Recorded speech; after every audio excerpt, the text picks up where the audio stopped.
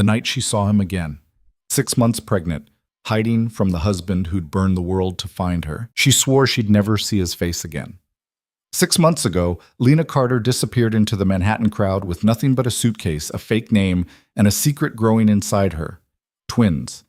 Twins she would die before letting him near. But tonight, in a private dining room 40 floors above the city, the door opens, and Victor Hale is standing there. The man she ran from. The man whose empire is built on blood. And the moment his eyes drop to her stomach, she knows the running is over. Stay with me until the very end of this story. Hit that like button, and tell me in the comments what city you're watching from so I can see just how far Lena and Victor's story has traveled tonight. The rain had been falling on Manhattan for 3 days straight. The kind of cold November rain that didn't so much fall as seep, working its way under collars and into the seams of shoes, turning the city into something gray and unfinished. Lena Carter stood at the window of her 4th-floor walk-up on West 47th, one hand flat against the cool glass, the other resting low on the curve of her belly, and watched the taxis slide through the puddles below like yellow fish through muddy water. She was 22 weeks along. The doctor had told her that on Monday, in that flat professional voice doctors used when they were trying not to ask questions about the bruise on a woman's wrist or why she'd paid in cash. 22 weeks. 2 heartbeats. 2 separate sets of tiny fingers curled inside her, dreaming whatever unborn things dreamed. "Okay," she said out loud, to no one, to them. "Okay. We're okay." It had become a kind of prayer, that word. Okay. She said it when she woke up in the middle of the night from dreams where Victor's hand closed around her throat. She said it when she locked the 3 deadbolts on her apartment door. She said it when she looked in the mirror and didn't recognize the woman looking back. The short, dyed brown hair, the reading glasses she didn't need, the thrift store sweaters 2 sizes too big, designed to hide what could no longer be hidden. Okay. Okay. Okay. Her phone buzzed on the kitchen counter. She flinched. 6 months, and she still flinched. It was only Meera. "Still coming tonight?" "Said you would. Don't you dare bail on me, Carter." Lena exhaled slowly through her nose. Meera Okonkwo had been her roommate freshman year at NYU, a lifetime ago, before Victor, before everything, and Meera had taken her in without questions the night Lena had shown up at her Brooklyn apartment at 2 in the morning with a bloody lip and a duffel bag. Meera didn't know the whole truth. Meera knew enough. And tonight, Meera was closing on the biggest real estate deal of her career, a boutique hotel project with some hedge fund out of Connecticut. And she had begged Lena, literally begged, on her knees in Lena's kitchen, laughing and half drunk on celebratory wine, to come to the dinner. "I need one person at that table tonight who doesn't want something from me." "One? Please." Lena had said yes. It had been a weak moment. A Tuesday evening in October, the sun going down early, the apartment too quiet, her hand on her belly, and the terrible loneliness of being the only person in the world who knew what she was carrying pressing down on her chest like a stone. She typed back, "Still coming, be there at 7. Then she stood in front of her closet for a long time. Everything she owned now was designed to make her invisible. The black wool dress she finally pulled out was something she'd bought at a consignment store on 9th Avenue, loose through the middle, high at the neck. The kind of dress that said, "I am a 30-something accountant. Please do not look at me." She pulled it on over her head and studied herself in the mirror on the back of the bathroom door. The bump was obvious now. Any real dress would have shown it. This one just suggested something. A woman carrying a few extra pounds in a city that punished women for carrying a few extra pounds. She pulled a long charcoal cardigan over it and belted it loose, so the lines of her body disappeared entirely. "Sorry, guys," she said softly to her stomach. "Tonight we pretend you don't exist, just for a couple hours." She felt one of them kick. A small, indignant flutter, low and to the left. She put her hand there and laughed, surprising herself. A real laugh, short and wet. "Yeah," she whispered. "I know. You exist. You definitely exist." She left the apartment at 6:15, umbrella up, head down, walking east toward 7th Avenue. The wind off the Hudson cut through the wool of her coat. A man on the corner was screaming at a parked delivery truck in Spanish. A siren went by. Somewhere someone was playing a trumpet badly. It was, Lena thought, the most beautiful city in the world when you were not being hunted in it. She thought briefly that she was not being hunted anymore. She was wrong. The restaurant was on the 40th floor of a glass tower on 57th, one of those places that didn't have a sign out front, just a brass number on the door and a concierge in a gray suit who asked your name before he let you near the elevator. Lena gave Meera's name, and the man made a small mark on a tablet and gestured her through, and the elevator rose through the building in perfect, uncanny silence. And Lena watched her own reflection in the polished steel of the doors and thought, "You look fine. You look like a person. You are a person. You're going to dinner with your friend." The doors opened into a lobby that looked like someone's very rich grandfather's library. Dark wood, green leather, a fire in a real fireplace. A hostess in a black dress came forward with a smile so polished it looked mechanical. "Good evening. Do you have a reservation?" "I'm meeting the Okonkwo party." The hostess's smile adjusted by some tiny fraction. "Of course. Right this way, please." Lena followed her down a carpeted hallway past a series of closed doors. Private dining rooms, each one with a small brass plaque. The Astor, the Vanderbilt, the Morgan. The hostess stopped at a door at the end of the hall, the plaque reading the Roosevelt, and placed her hand on the brass handle. "They're already seated," she said. "Shall I take your coat?" "I'll keep it, thanks." Something in Lena's voice made the hostess look at her a second longer than she needed to, but she only nodded, pushed the door open, and stepped aside. The room was small and warm, lit by candles and a low chandelier, a round table set for 6. The windows behind it showed the whole dark sweep of Central Park, the lights of the west side scattered like dropped coins. The rain beaded on the glass. Meera was at the table in a red dress, her hair pulled up, a glass of wine already half empty in front of her, and she saw Lena and her whole face opened. "Oh, thank God," Meera said, and stood, and Lena laughed despite herself and came forward, and Meera hugged her hard and whispered in her ear, "You look like a librarian who just escaped a cult. I love you so much." "Shut up. I mean it. The glasses are a choice, Carter. Sit down." They sat. There were already 3 men at the table. Meera's 2 partners, Dev and Raj, both of whom Lena had met once before at a barbecue, and a man she didn't know, older, white-haired, a lawyer from the look of him. Meera poured her a glass of sparkling water without asking. They had an understanding. "So," Dev was saying, leaning forward, "the thing you have to understand about this building is that the bones are perfect. We're just—" The door opened. Lena didn't look up at first. She was studying the menu, which was printed on heavy cream paper with a black ribbon. She was thinking about whether she could stomach the fish. Pregnancy had ruined half the foods she used to love. The smell of garlic made her gag now, which was a tragedy, since garlic was in everything in Manhattan. "Ah," said the lawyer, standing. "Victor, good. We were just getting started." The menu slipped from Lena's fingers. It didn't fall. She caught it. Her hand moved before her brain did. Some ancient lizard part of her that had been wired by 6 months of running, by the 5 months before that of learning what it meant to be married to Victor Hale, by every slammed door and every broken plate and every soft-voiced apology that wasn't an apology at all. Her hand caught the menu and set it down on the tablecloth with the careful, noiseless precision of a woman handling an unexploded bomb. She did not look up. She could feel him in the room the way you feel a change in air pressure before a storm. A thickening. A sudden weight. There were footsteps.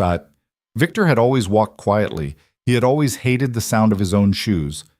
And then a chair being pulled out across the table from her, and the lawyer saying something about traffic from JFK, and Meera laughing politely at something, and Lena looking down at the white tablecloth and trying to remember how breath worked. "Look up," she thought. "Look up, you coward. If you don't look up, he'll see you looking down and he'll know."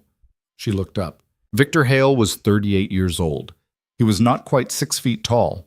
In any photograph he had ever been in, he was the smallest man in the frame, smaller than his father had been, smaller than his bodyguards, smaller than the Russians he'd done business with in his 20s, and somehow, impossibly, the one your eye went to first. He had dark hair graying at the temples earlier than it should have. He had a nose that had been broken twice and set once. He had eyes the color of wet slate, set deep, and he had a mouth that did almost nothing when he spoke, so that when he smiled it was like a door opening onto a room you hadn't known was there. He was not smiling now. He was looking at her. For one long second, a second that seemed to stretch and bend, that seemed to contain her entire life, his face did nothing at all. No surprise, no anger, nothing. He was a man who had been trained, from the age of 11, not to let his face do anything his brain had not specifically ordered it to do. Lena had learned that about him in their second month of dating. She had thought it was impressive then. She had thought it meant he was steady. Then his eyes dropped. They dropped from her face to her throat to her shoulders to the loose belt of the charcoal cardigan, and they stopped. She had not thought, in all the ways she had imagined this moment, and she had imagined it every night for 6 months, that he would find out like this. That he would find her and her secret in the same instant. That she would be sitting 3 feet across a table from him with a glass of sparkling water in her hand and nowhere to run. "Lena," Meera said, touching her arm. "Lena, this is—" "Victor," Lena said. Her voice came out level. She was proud of it, in some detached way. She had not known she had that in her. "Hello, Victor." The table went quiet. Meera's hand froze on Lena's arm. Dev and Raj looked at each other. The lawyer, who had been in the middle of sitting down, paused with his hand on the back of his chair and looked between them with the dawning, careful expression of a man who has just realized he is standing in the middle of a minefield. Victor didn't answer her for a long moment. When he spoke, his voice was exactly as she remembered it. Low, unhurried, the voice of a man who had never in his adult life needed to raise it to be listened to. "Hello, Lena." "You two know each other?" Meera said. She was smiling, the bright, brittle smile of a woman trying to save a deal. "Oh my God, what a small—" "We used to," Victor said, his eyes not leaving Lena's face. "We used to know each other." "We were married," Lena said. She didn't know why she said it. It came out before she could stop it, the words just there, on the table, between the bread plates and the candles. Meera's hand tightened on her arm. Dev made a small choking sound into his wine. Victor's mouth did the thing it did. Not a smile, just a slight private adjustment at one corner. And he said evenly, "We are married. The papers are in a drawer in my office. You never signed them." The lawyer sat down very slowly. "Oh," said Meera. "Oh. Oh no." "Excuse me," Lena said. She stood up. Her legs did not entirely belong to her, but she stood up anyway. "Excuse me, I need to—" "Sit down, Lena." Victor's voice did not rise. It didn't need to. It landed on the room like a hand laid flat on the top of a piano, stopping all the strings at once. She did not sit down. "Meera," she said, not looking away from Victor, "I'm so sorry. I have to go. I'll call you tomorrow. I promise." "Lena," Meera started. "I am so sorry," Lena said again. And she meant it down to the bones of her feet, and she turned and walked out of the private dining room as fast as a pregnant woman in a charcoal cardigan could walk without running. She got 3 steps into the hall before she heard his chair scrape back. The elevator was too slow. She stabbed the button 3 times and it didn't come any faster. A couple was getting off the elevator next to it, an old woman in fur and a man with a cane, and Lena had to step around them and try not to look like she was about to scream, and behind her, somewhere down the hall, a door was opening. "Lena." She did not turn around. "Lena, stop." The elevator dinged. She stepped inside. She hit the button for the lobby and the button to close the doors, and she pressed herself against the back wall of the elevator, and for 1 second she thought she was going to make it. She was actually going to make it. The doors were sliding shut. A hand caught the edge of the door. The doors slid back open. Victor stepped into the elevator with her. He didn't touch her. He didn't have to.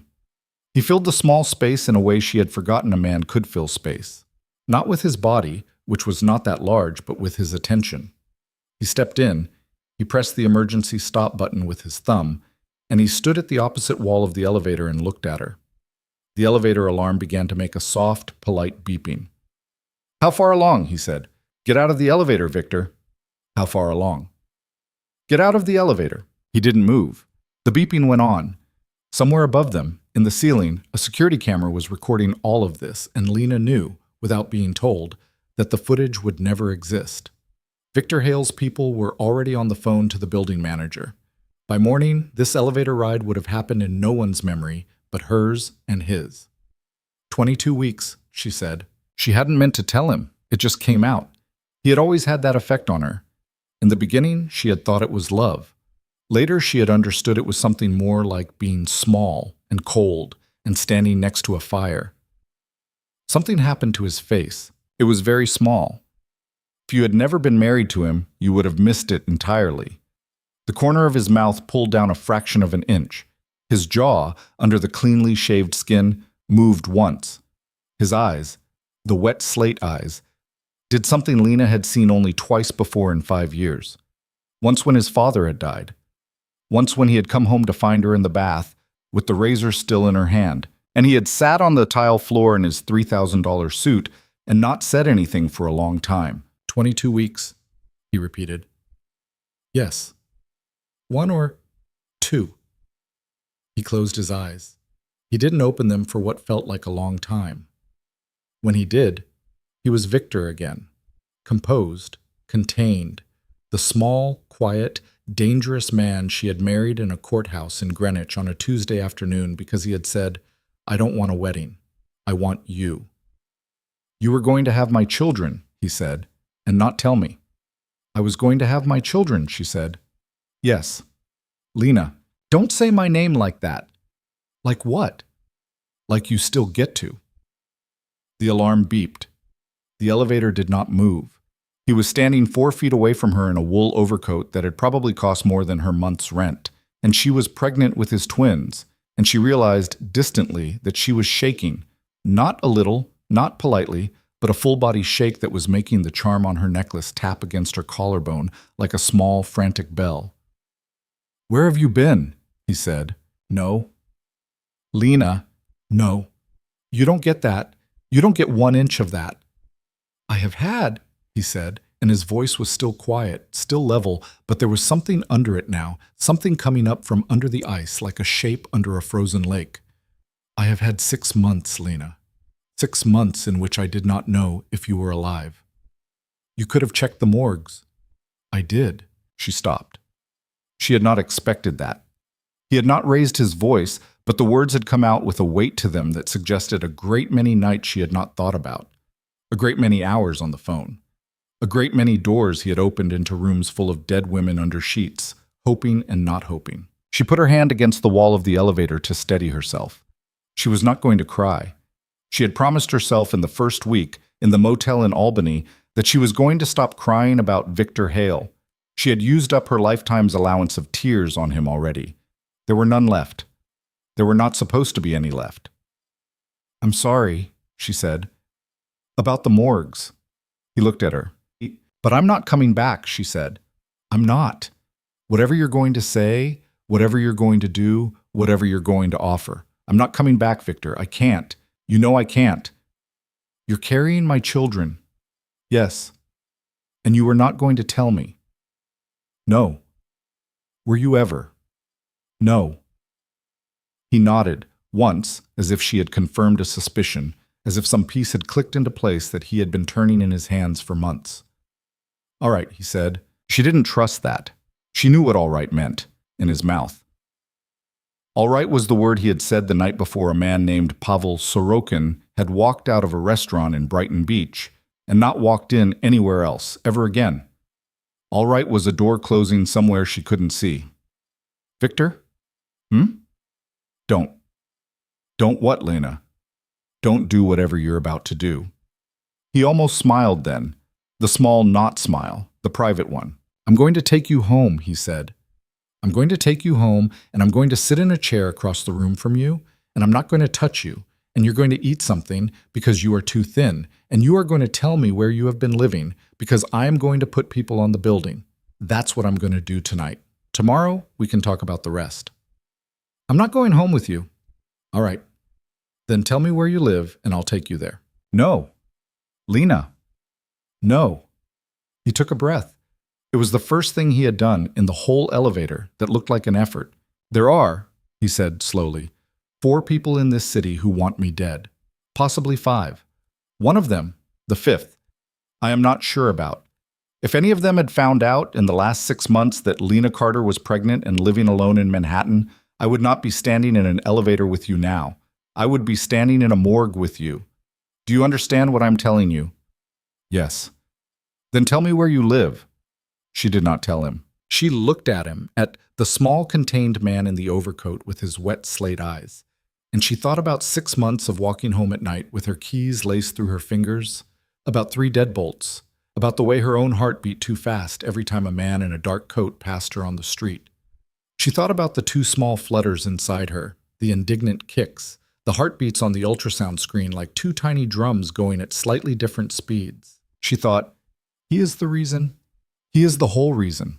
She thought, and he is also the only person in this city who can actually keep them safe.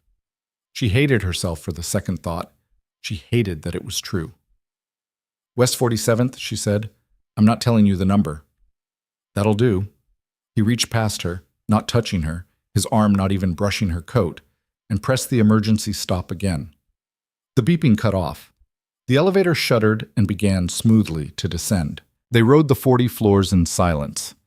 There was a car waiting at the curb. Of course there was. There was always a car waiting at the curb.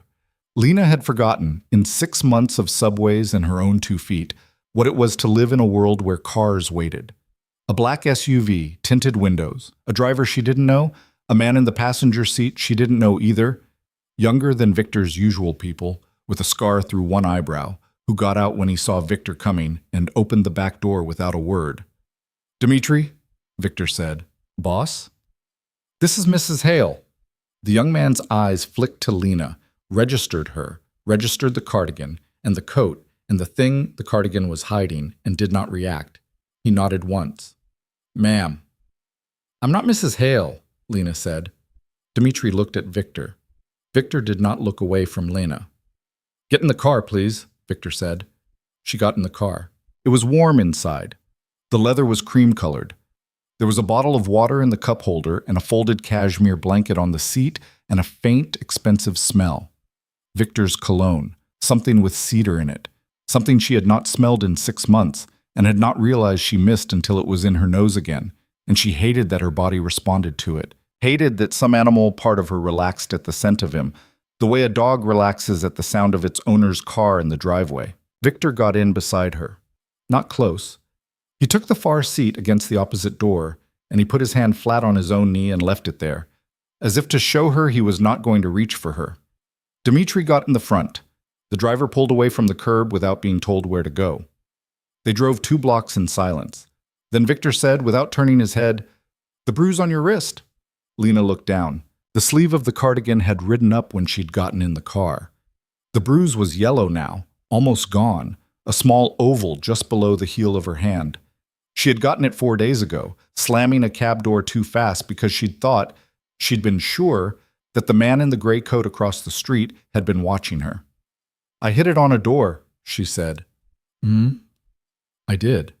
All right. Victor. I hit it on a door. I believe you, he said.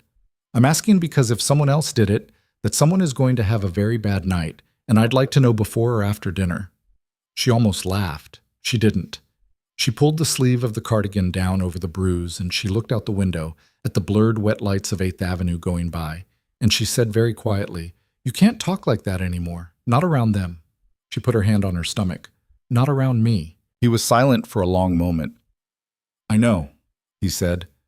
She turned and looked at him. It was the first time all night that she had really looked at him. In the elevator, she had been too busy surviving him to see him. Now, in the warm dark of the car, with the streetlight sliding across his face, she saw what 6 months had done. He was thinner. It was a small thing. A 1/4 inch of bone at the jaw. A shadow under the cheekbone that hadn't been there. There was a cut at his hairline, nearly healed. A thin pink line disappearing into his hair. His hands, he had always had beautiful hands, long-fingered and careful, a pianist's hands, except his father had beaten him for playing piano when he was 9, were chapped across the knuckles, the skin split in one place over his right thumb and scabbed over. He looked, she thought, like a man who had been looking for someone for 6 months. "Don't," he said, without turning his head. "Don't what?" "Don't look at me like that." "Like what?" "Like you feel sorry for me." "I don't want it." "I don't feel sorry for you, Victor." "Good. I feel sorry for me." He turned his head then. Just his head, not his body. and he looked at her with those slate eyes, and his mouth did the not smile again. The small, private one that she had once, 1,000 years ago, in a courthouse in Greenwich, seen at the moment he had slid a thin gold ring onto her finger and said, "I'll try," in a voice so low only she had heard it. "I'll try, Lena. I know what I am. I'll try." "Fair enough," he said. The SUV turned onto 47th. Lena gave the driver the number of her building with her eyes closed. She didn't want to watch him pull up. She didn't want to watch her small, safe, stupid life come into view through a tinted window from the back of Victor Hale's car. The driver stopped. "Stay in the car," Victor said to Dimitri, and to the driver. "Keep it running." "Yes, sir." "You don't have to come up," Lena said. "I know." "Then don't." "I'm going to walk you to your door." "Victor, to the door, Lena. Not inside. You don't have to invite me in. I want to see the lock." She sat for a moment. Then she sighed, a long, exhausted sigh that seemed to come up from somewhere near her feet, and she opened the car door and got out. The rain had stopped. The air smelled like wet concrete and garbage, and faintly, from the Thai place on the corner, coconut and lime. Her building was a narrow brownstone with a crooked stoop and a broken intercom and a front door that stuck in wet weather. She had loved it on sight. She had paid 3 months' rent in cash up front to a landlord who had not asked for her real name. Victor followed her up the stoop. He did not offer her his hand. He watched her feet on each step as if he expected her to fall and was prepared to catch her without touching her. Some careful calibration of presence and absence she did not want to think too hard about. At the top of the stoop, she turned. The street was quiet. The SUV was idling at the curb. Dimitri was watching from the passenger window, scanning the block in slow, methodical sweeps, his face lit blue by his phone. "This is the door," Lena said. "Good night, Victor." He looked at the door. He looked at the lock. A cheap deadbolt, the kind any competent person could pick in 40 seconds. He looked at the mail slot, which didn't close all the way. He looked at the fire escape, which came down on the wrong side of the alley, accessible from a dumpster a child could climb. He didn't say anything. He reached, slowly, into the inside pocket of his coat, and he took out a small black phone. Not his own, a second one, the kind of phone that had been bought in a bodega with cash. And he held it out to her. "Lena." "I don't want it." "Take it." "No. My number is the only number in it. If anything happens, anything, you press the button. You don't have to say anything. I'll know where you are." "Victor, take the phone, Lena. Please." He did not say please often. She had heard him say it over 5 years of marriage, maybe a dozen times. It was not a word that came easily to him. The last time he had said it had been the night she had left, sitting on the edge of their bed in the house in Greenwich, with his hands hanging between his knees, saying, "Please don't go, please. Lena, please." She had gone anyway. She took the phone. He nodded once. He stepped back down to the sidewalk. He stood on the wet concrete under the orange streetlight, and he looked up at her on the stoop. And for a moment, just a moment, he looked like a man she had known a long time ago, a man she had fallen in love with in a bar in the East Village before she had understood what he was, a man who had written her a letter in his own small, careful handwriting and slid it under her door at 4 a.m. because he had not trusted himself to say the words out loud. "Lena." "Victor." 22 weeks. "Yes." Are they... He could not finish the sentence. His mouth moved and no sound came out. She watched him, on the sidewalk in the orange light, this small, dangerous man who had buried people in the New Jersey Pine Barrens. This man she had run from and been running from and would probably be running from for the rest of her life, trying to ask her if his children were healthy, and she could not, no matter how hard she tried, no matter what she told herself, she could not make her mouth refuse him that. "They're healthy," she said.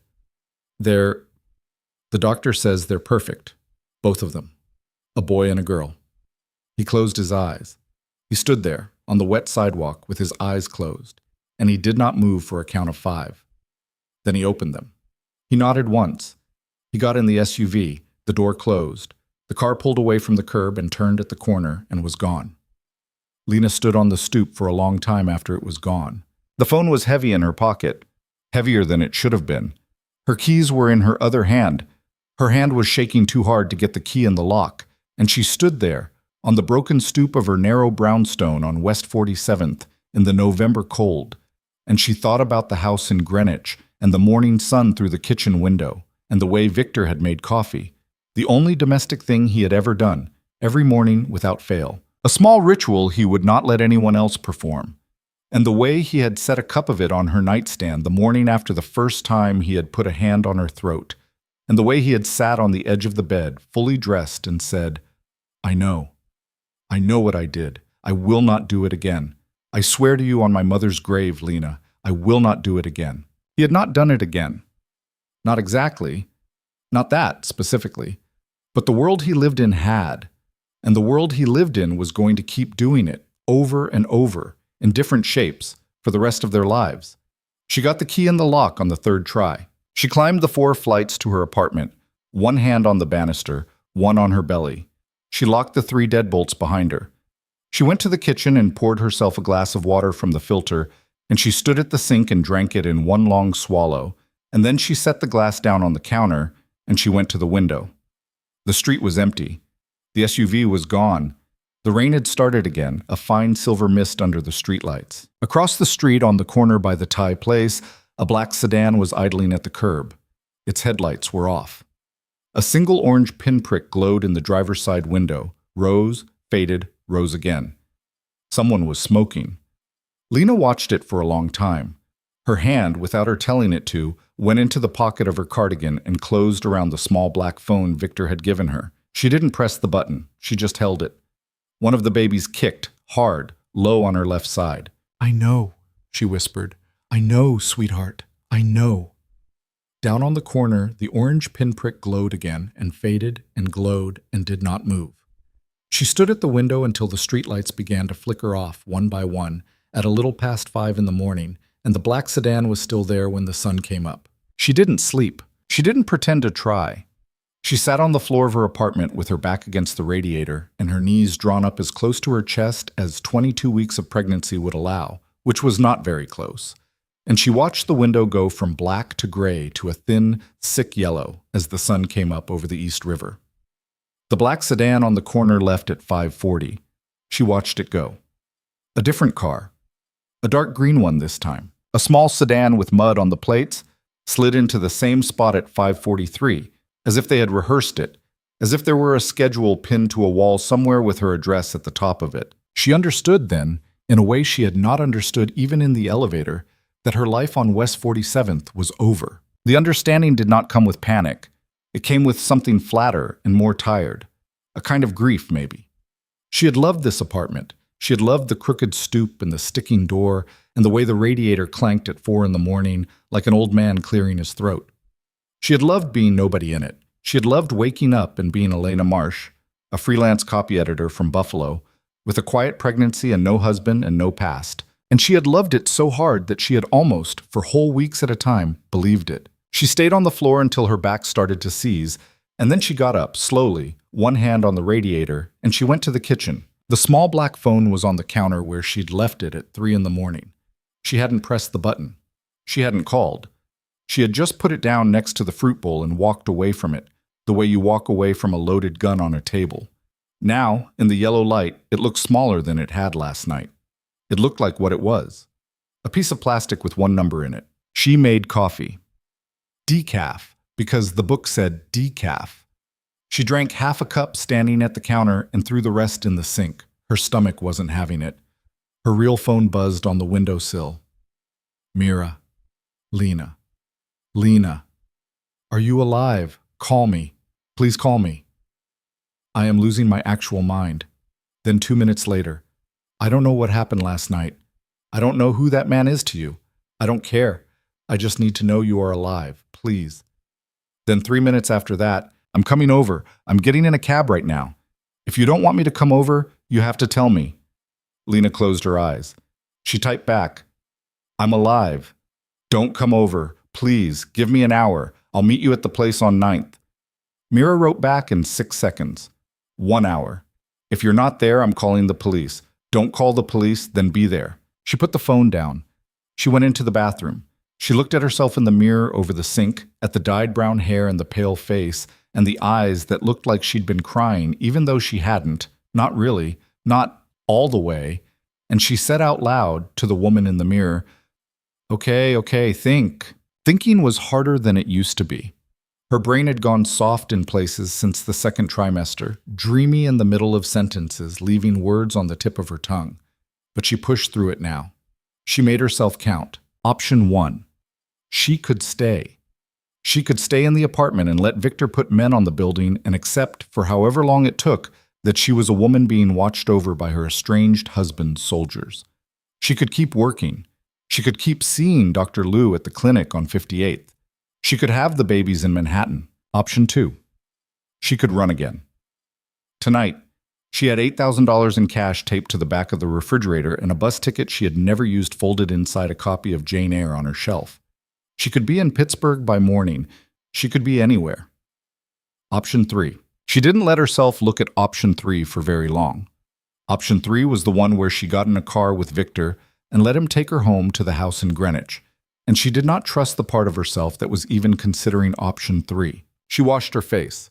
She put on jeans that still fit, barely, and a soft gray sweater that did not. She looked at herself in the mirror again from the side, and she saw what Victor had seen last night. The curve, unmistakable now in anything that wasn't a cardigan. She put on the cardigan anyway. Habit was a kind of armor. She took the small black phone off the counter. She almost left it. She stood at the door with her hand on the first deadbolt and looked back at it, on the counter by the fruit bowl, and she thought, leave it there. Go to Meera, then go to the bank, then go to Port Authority, and leave that little piece of him on the counter. She went back and took the phone. She hated herself for it the whole way down the stairs. The green sedan was still on the corner when she came out of the building. She didn't look directly at it. She walked west toward 9th, her head down, the collar of her coat up, and she listened for the sound of a car door and did not hear one. Whoever was in there was not following her on foot. They were a tether, not a leash. That was a Victor detail. He had always understood the difference. The diner on 9th was the kind of place that had not updated its menu since 1994 and did not intend to start. Formica tables. Vinyl booths the color of old mustard.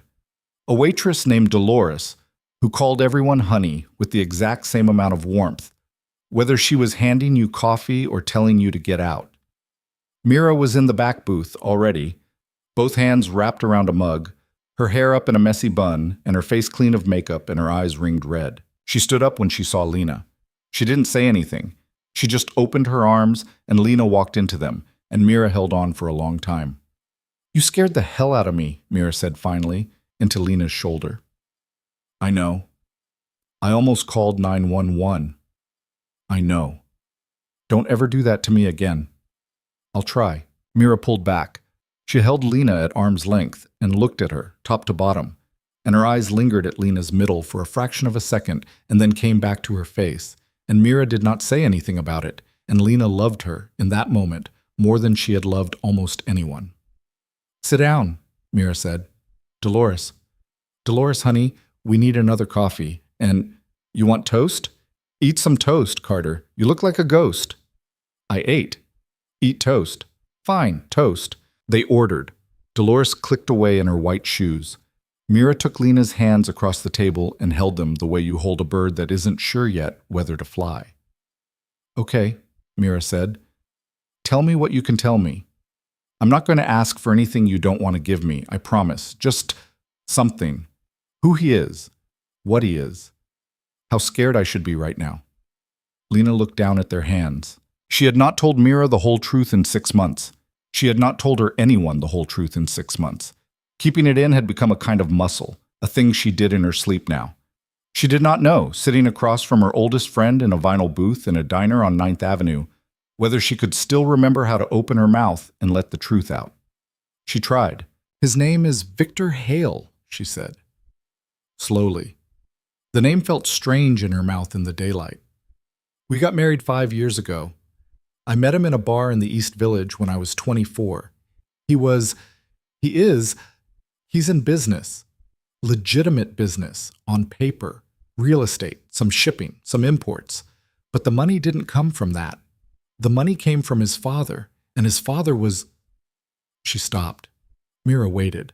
His father ran things, Lena said, in parts of Brooklyn, in parts of Queens, things that weren't legal. Victor took over when his father died. He's been trying to make it clean ever since, I think. He's told me he's been trying, but clean is a long road, Meera. Clean is a thing you promise people. It's not a thing you do overnight. Okay, Meera said. Her face had gone very still. Okay, I hear you. I left because… Lena stopped again, started over. He never hit me. I want to say that. I know how this story sounds. I know what you're picturing. He never hit me. Once his hand was on my throat, and he let go before he did anything with it, and he slept in the guest room for a week afterward, and he cried. Actually cried. I had never seen him cry before. Lena, I'm telling you it's complicated. I know it's complicated. I don't need you to make him sound better than he is. I'm not going to judge you. I'm not trying to make him sound better. I'm trying to tell you the truth. The truth is he never hit me. The truth is the thing that made me run wasn't him. Not exactly. It was the morning I came downstairs and there was a man at our kitchen table with a bullet in him, bleeding onto the tile, and Victor was making him tea like it was the most normal thing in the world. That was the morning I knew. If I stayed, my children… Her voice cracked, and she pushed through it. My children were going to grow up in a house where men sometimes bleed onto the kitchen tile, and I couldn't, Meera. I couldn't do that. Meera was crying a little, quiet tears that were just sitting on her lower lashes, not falling. She didn't let go of Lena's hands. Okay, she said. Okay. Is he going to hurt you? No? Are you sure? I'm sure. Lena, I'm sure. Whatever he is, he's not that. He's never been that. That's part of what makes it so hard. Dolores brought the toast. Neither of them touched it. The coffee went cold. What are you going to do? Meera asked. I don't know. Come stay with me. I can't. Yes, you can. I have the second bedroom. You'd be doing me a favor. I hate that apartment when I'm alone in it. I swear to God, it's too big. I've been telling you this for months. Meera. What? If I come stay with you, the kind of people who want him dead will know where you live by Thursday. Meera's mouth closed. Oh, she said after a moment. Okay. That's… Okay, I hadn't… Okay. Yeah. That's a new piece of information. Yeah. Are there people who want him dead? Yes. How many? He said 4, possibly 5. Meera laughed, a small, hysterical laugh that had nothing to do with humor. She let go of Lena's hands and sat back in the booth and put both of hers over her face. Carter, she said through her fingers. Carter? Oh my God, Carter! I know. What are you going to do?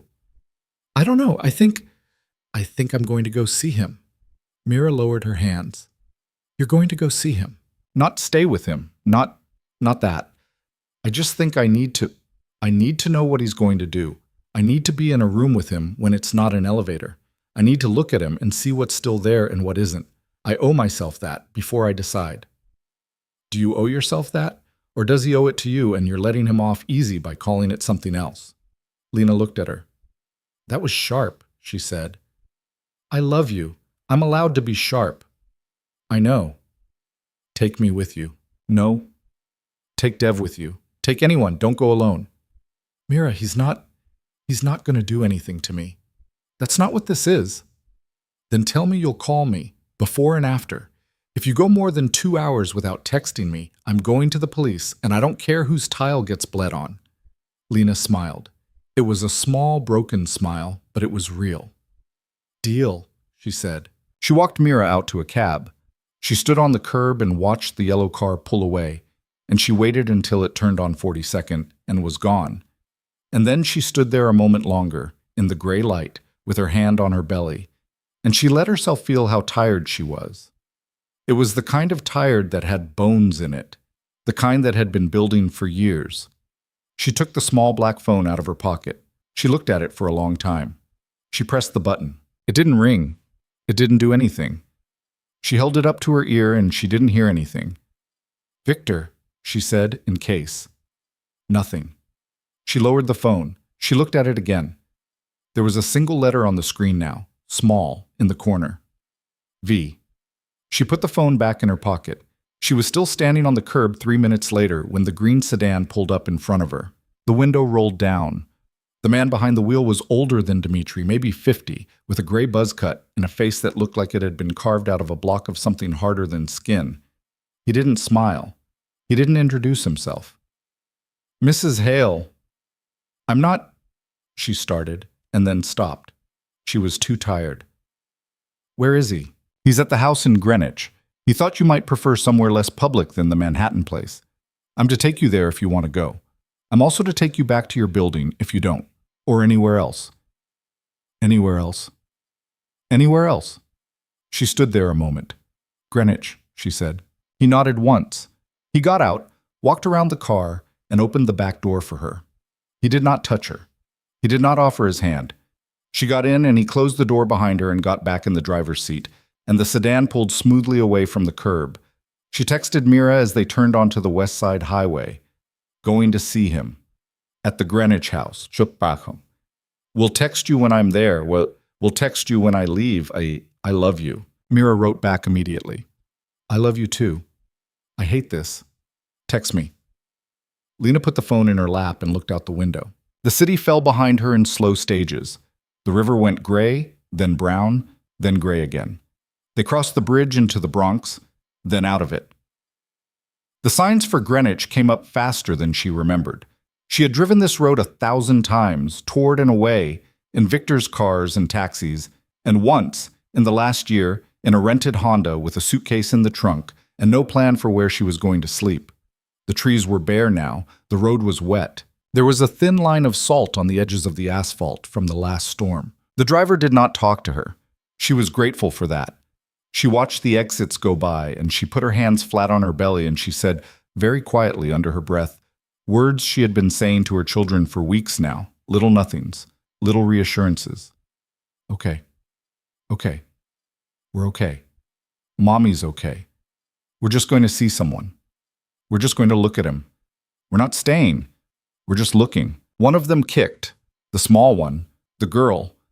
She had decided, without evidence, that the smaller one was the girl. A little flutter, low, to the left. I hear you, Lena whispered. The house came up at the end of a long private drive lined with old oaks. It was a stone house, 2 stories, with a slate roof and black shutters and a gravel courtyard in front of it where Victor's grandfather had once, according to family lore, parked a Packard. Lena had loved this house once. She had loved the kitchen with its blue tile and the window seat in the library and the way the light fell in the upstairs hall in the late afternoon. She had planted tulip bulbs in the fall of her 2nd year of marriage. She had cried the morning she left because she knew she was never going to see the tulips come up. They had come up. She could see the beds along the front of the house, emptied now for winter, black earth freshly turned, which meant someone was still keeping the garden. Someone was still doing all the small things, the pointless domestic things, in a house where the woman of the house had been gone for half a year. The car stopped. The driver got out. He opened her door. Ma'am. Thank you. She stood in the courtyard. The front door of the house opened. Victor stepped out.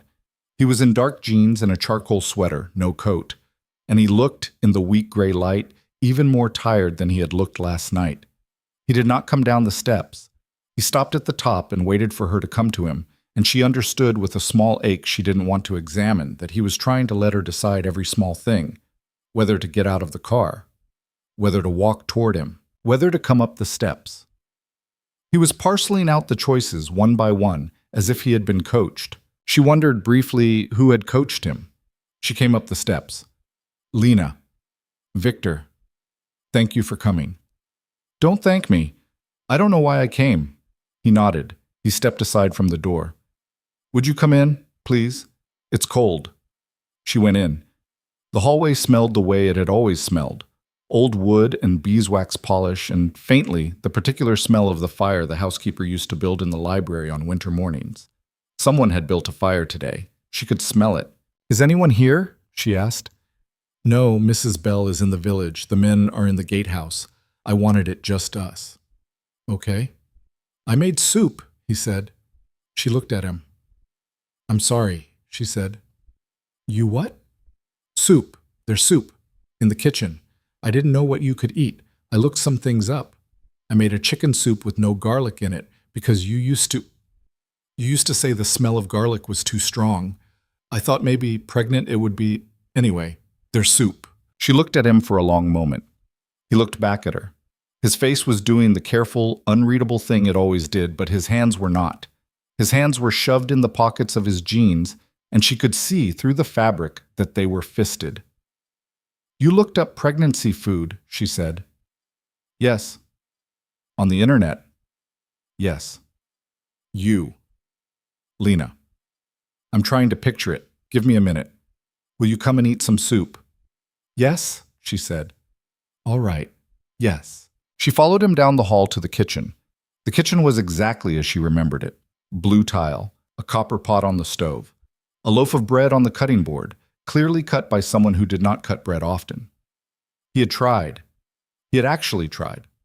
There was a small bowl of cut strawberries on the counter too, and a glass pitcher of water with lemon slices in it, and Lena looked at the counter and felt, without warning, the tears rise up hot behind her eyes, and she turned her face away so he would not see. He saw. He didn't say anything. He turned his back slowly and went to the stove and picked up a ladle. Sit down, he said over his shoulder. Please. She sat down at the kitchen table. It was the same table. She had eaten 1,000 breakfasts at this table. She had eaten the last meal of her marriage at this table, a piece of cold pizza at 2 a.m, while Victor sat across from her in his shirt sleeves and did not speak. He set a bowl of soup in front of her. He set a spoon. He set a small plate with 2 pieces of the poorly cut bread. He sat down across from her. The same seat, 2 a.m, cold pizza. And he folded his hands on the table in front of him. I'm not going to eat while you eat, he said. I had lunch. I want to watch you eat something. That's a weird sentence, Victor. I know. She picked up the spoon. Her hand was shaking a little. She dipped the spoon into the soup, and she brought it to her mouth, and the smell alone, the smell of chicken and dill and whatever else he had put in, made her stomach unclench for the first time all day. She ate a spoonful, then another, then 3 more in a row. Slow down, he said softly. Don't tell me how to eat. Okay. She ate another spoonful. She ate a piece of the bread. The bread was stale. She ate it anyway. This is good, she said. The soup. I followed a recipe. I'm stunned. Lena. I'm sorry. I'm trying to make jokes. I don't know how to be in this room with you right now. I know. She put the spoon down. She looked across the table at him. He was watching her eat with a concentration that was frankly unnerving, as if he were watching a surgery. His eyes kept going to her stomach under the table, and then back up to her face, and then back down, and he did not seem to know he was doing it. Ask me what you want to ask me, she said. Just ask. I can't sit here and eat soup while you calculate. He was quiet a moment. Where were you? He said. The first month. A motel in Albany, then a bus to Pittsburgh, then a different bus back east. I rented a room in Newark for 6 weeks, then the apartment in Manhattan. All cash. All cash. You had how much? 11,000 when I left.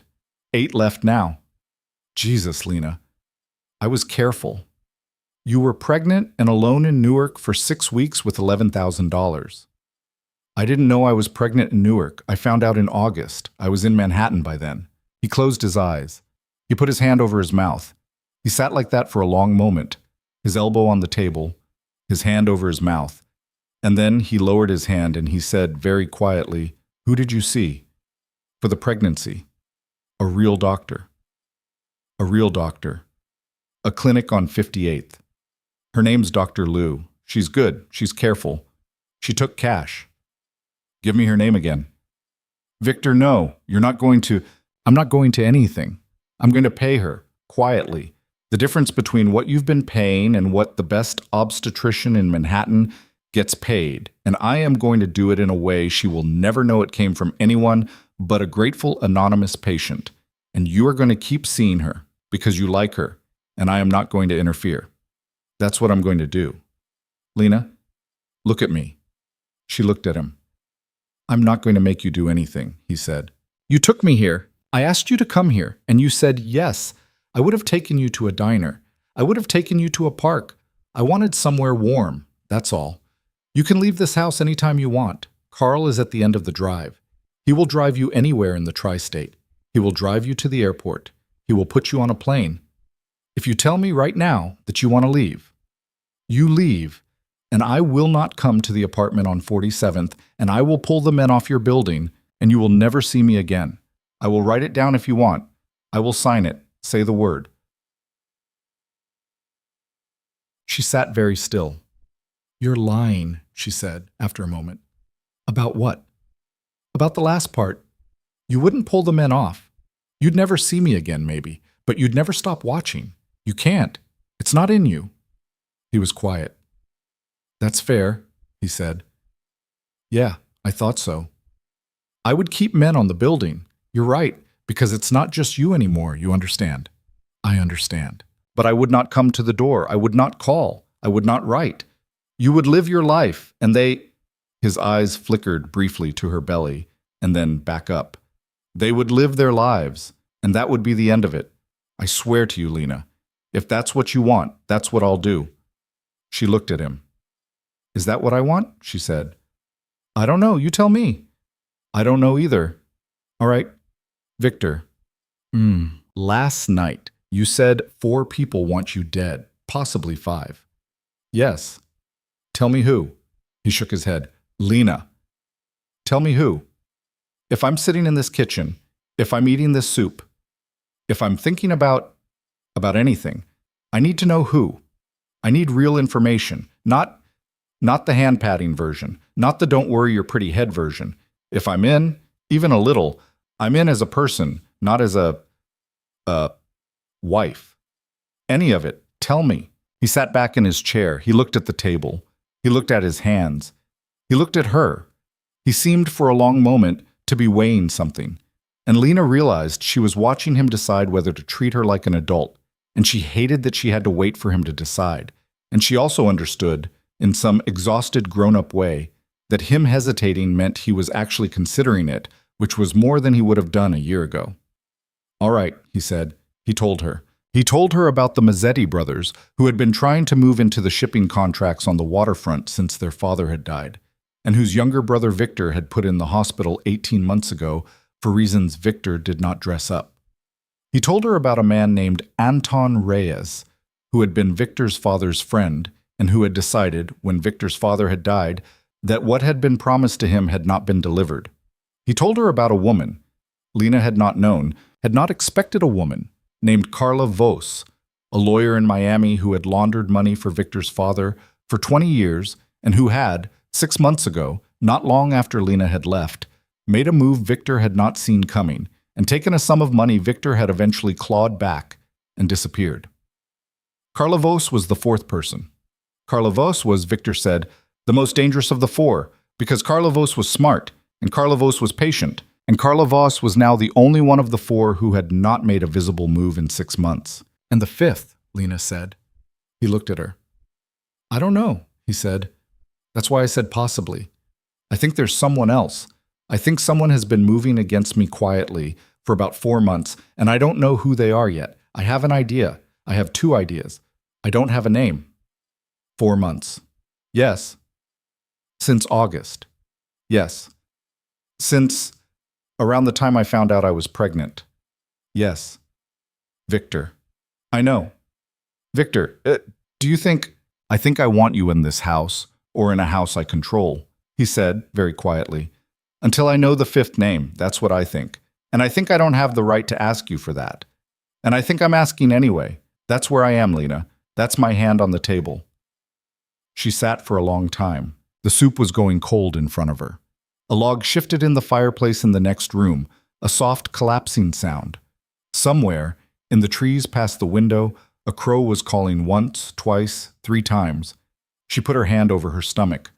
I'm not staying here, she said. All right. I can't be in this house. Not yet. Maybe not ever. There's too much in these walls. All right. I'll let you find me somewhere else. Somewhere that isn't Greenwich. And isn't the penthouse? And isn't anywhere I've been with you before? Somewhere in the city. An apartment building with a doorman. A real doorman, not one of your men in a uniform. I want to be able to go to my own doctor. I want to be able to see my friends.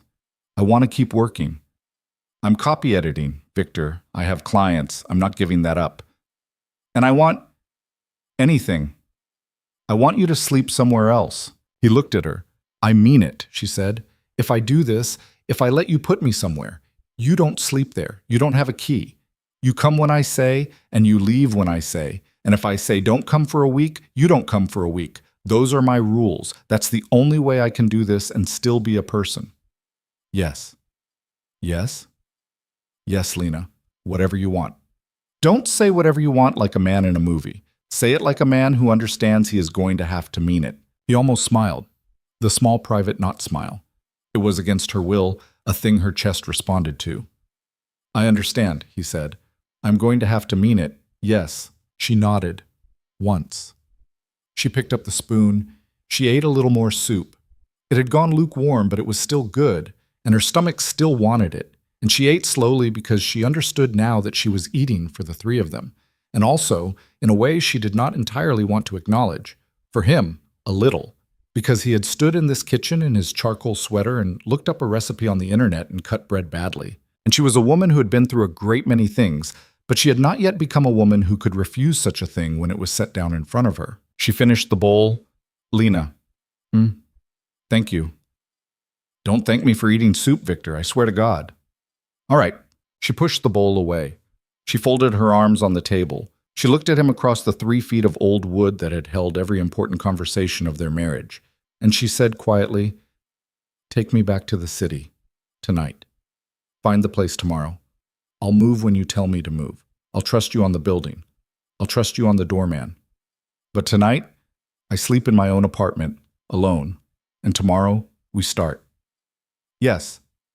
And Victor, if you lie to me about one thing, about any of the 4, about the 5th, about anything, I take the kids and you never see us again, and I will find a way, even from you. I found a way for 6 months. I'll find a way forever.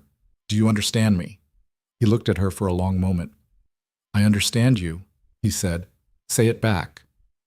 If I lie to you, you take them and I never see you again. Good. She stood up. Her back hurt. He stood up too, but he did not come around the table. He stayed where he was. He watched her cross the kitchen, toward the hall, toward the courtyard where the green sedan was waiting, and she stopped at the doorway and she turned around one more time, and she looked at him, this small, dangerous, tired man in his grandfather's kitchen, and she said, not quite steadily, The soup was good. I'm glad. Don't get used to complimenting me. That's a one-time thing. Understood. She went out through the hall. She went out the front door. She came down the stone steps into the gray afternoon, and Carl was already at the car, the door open, and he did not say anything. He just held the door and waited. She got in. She looked back at the house once, at the black shutters and the empty tulip beds, and then she looked forward, and Carl closed her door and went around and got in and started the engine. As they turned out of the long drive between the bare oaks, Lena took the small black phone out of her pocket. She looked at it, at the single letter V in the corner of the screen. She did not put it back in her pocket. She held it in her hand, on her lap, all the way back to the city, the whole hour of it, and when they crossed back onto the West Side Highway, and the skyline came up through the windshield, gray and wet and enormous. One of the babies kicked, twice, quick and sharp, low and to the left. Lena pressed her palm over the place. I know, she whispered. I know, I know. The sedan carried her south into the lights. The new building was on East 63rd, 12 stories of pre-war stone with a green awning and a doorman named Gus, who had been working the lobby for 31 years and had been a Marine before that, and who, when Lena walked in on Thursday morning with 2 suitcases and a box of books, took one look at her and said, Mrs. Marsh, welcome home. Let me get those, and did not ask a single question about why a pregnant woman in a borrowed coat was moving in alone at 10 in the morning with no mover and no husband in sight. She had insisted on Marsh. The paperwork said Marsh. The mailbox said Marsh. Victor had not argued. Victor had, in the 48 hours between the soup in Greenwich and the keys in her hand, done almost nothing she had expected him to do, and almost everything she had told him she wanted. The apartment was on the 8th floor, a one-bedroom with a small second room that could be a nursery, windows facing east over a quiet side street with a kindergarten on the corner. There were fresh flowers on the kitchen counter, yellow tulips, out of season, expensive, and a note under the vase in his small, precise handwriting that said only, "If you don't like the flowers, I'll stop sending them. Tell me." V. She did not tell him to stop. She did not tell him anything for 3 days. She unpacked slowly, a suitcase a day, because her back gave out if she bent too far at the waist. She hung her clothes in the closet. She put her books on the built-in shelves in the living room. She called Dr. Liu's office and moved her next appointment to the following Tuesday. And because she could not help herself, she looked at the billing screen when she was on hold and saw that her outstanding balance had been reduced to 0 sometime in the last 24 hours by a payment from an account she did not recognize. She closed the window. She didn't say anything. On Friday morning, Gus buzzed up. "Mrs. Marsh, there's a Mr. Hale in the lobby. He's asking if it's all right to come up. He said to tell you he'll leave if you say the word." She stood in her kitchen in her socks and a long sweater with her hand on the counter. She looked at the tulips. She looked at the wall. She thought about 3 deadbolts on West 47th and the orange pinprick of a cigarette in a parked car. And she thought about the green sedan and Carl and the bowl of chicken soup with no garlic in it. And she said, "Send him up, Gus. Thank you." "Yes, ma'am." She opened the door before he knocked because she did not want to hear the knock, did not want to have that sound in her new apartment. He was standing in the hallway in a dark wool coat, hands in his pockets, and he looked at her a long moment before he said anything. She had the strange sense, looking at him in the hallway light, that he was memorizing her, in case this was the last time. That he did that every time now. That he had probably done it the whole 5 years they had been married, and she had simply never noticed. "Come in," she said. "Thank you." He came in. He did not take off his coat at first. He stood in the small entryway with his hands in his pockets, and he looked around at the kitchen and the living room and the narrow hall, and he said quietly, "It's a nice apartment. It's yours. It's yours. I signed the lease in your name, I've told you." "You paid for it?" "Yes." "That still makes it yours where I come from." "Lena, I'm not fighting. I'm just saying. I'm keeping track." "All right." He took off his coat. She took it from him. She hung it on one of the hooks by the door, a small, stupid, wifely motion, and they both noticed it, and neither of them said anything about it. And she turned away quickly and went into the kitchen so he would not see her face. "I made coffee," she said. "Decaf. You won't like it." "Decaf is fine." "You hate decaf." "I'll drink it. I'll drink." She poured him a cup. She poured herself one. She set his on the counter in front of him, 2 feet away, so he would not have to brush her hand taking it. He noticed that too. He did not say anything. He picked up the cup with both hands, and he held it in front of him, not drinking, just holding, and he waited. "So," she said. "So? Why are you here?" "I wanted to see the apartment.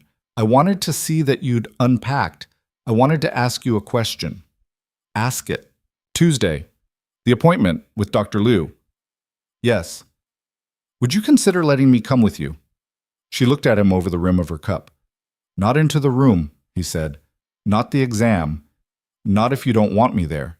Into the waiting room. That's all. I'd sit in the waiting room. I wouldn't talk to her. I wouldn't introduce myself. I'd just sit there, Lena, and then I'd drive you home. Gus can get me a cab." "I know."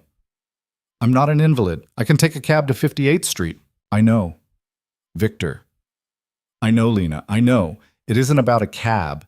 It's about me wanting to be in the building while you hear how they're doing. I'm asking. You say no and I don't come.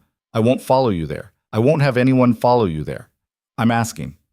She set her cup down. She looked at him, at the way he was holding the coffee cup, at the split knuckle on his right thumb, which had healed a little since the elevator but was still pink, still obvious. She looked at his hair, at the gray at the temples, at the cut at his hairline, which had almost faded. She looked at him, and she tried, the way she had been trying for 3 days, to decide whether to be angry. Anger was simpler. Anger she had a template for. But he was asking. That was the thing she kept coming back to, alone in the new apartment at 3 in the morning with her hand on her belly. He was asking. He had asked about the soup. He had asked about coming here today. He was asking to sit in a waiting room. These were, individually, small things. These were, together, a language he had never spoken in 5 years of marriage, and she did not know. Yet, whether he had learned it in the 6 months she was gone, or whether he was learning it now, on the fly, one sentence at a time. "You can come to the waiting room," she said. He let out a breath she had not, until that moment, realized he was holding. "Thank you." "Don't." "I'm going to. Thank you." If you make it weird, Victor, if you stand up when she comes out and try to shake her hand or say something or do anything at all other than sit there and read a magazine, you don't come to the next one. "I'll read a magazine. I mean it. I will read a magazine, Lena. I will read the worst magazine they have. I will read a magazine about celebrities I do not recognize, and I will not speak to anyone, and I will not look anyone in the eye." She laughed. It surprised her more than it surprised him. A small, real laugh, from the middle of her chest, the first one in days, and she lifted her hand to her mouth too late to catch it. He looked at her over the rim of his cup. "There she is," he said softly. "Don't. I'm not doing anything. You're doing something. I'm drinking coffee. You're looking at me. You're my wife. Victor. I'm sorry, I know. I won't do it again." She turned away. She opened the refrigerator and looked into it without seeing anything in it. She closed it. She put her hand flat on the counter, and she breathed, and she did not turn back around until she was certain her face had gone back to neutral. "There's something else I want to tell you," he said behind her. "What?" "Carla Voss." She turned. His face had changed. The quiet, careful thing was gone. What was under it was what she had always been afraid of. Not a cruelty, exactly, but a kind of focus, a thing that went still and cold in him when he was about to do work. It was the face he had worn the night of the bleeding man at the kitchen table. It was the face he had worn on their first wedding anniversary, when a man on the sidewalk outside the restaurant had stepped too close to her and Victor had gone between them without a word. And the man had looked at Victor's face and stepped back and apologized and walked away very fast. "What about her?" she said. "She surfaced in Boston 2 nights ago. One of my people saw her in the lobby of a hotel on Tremont Street.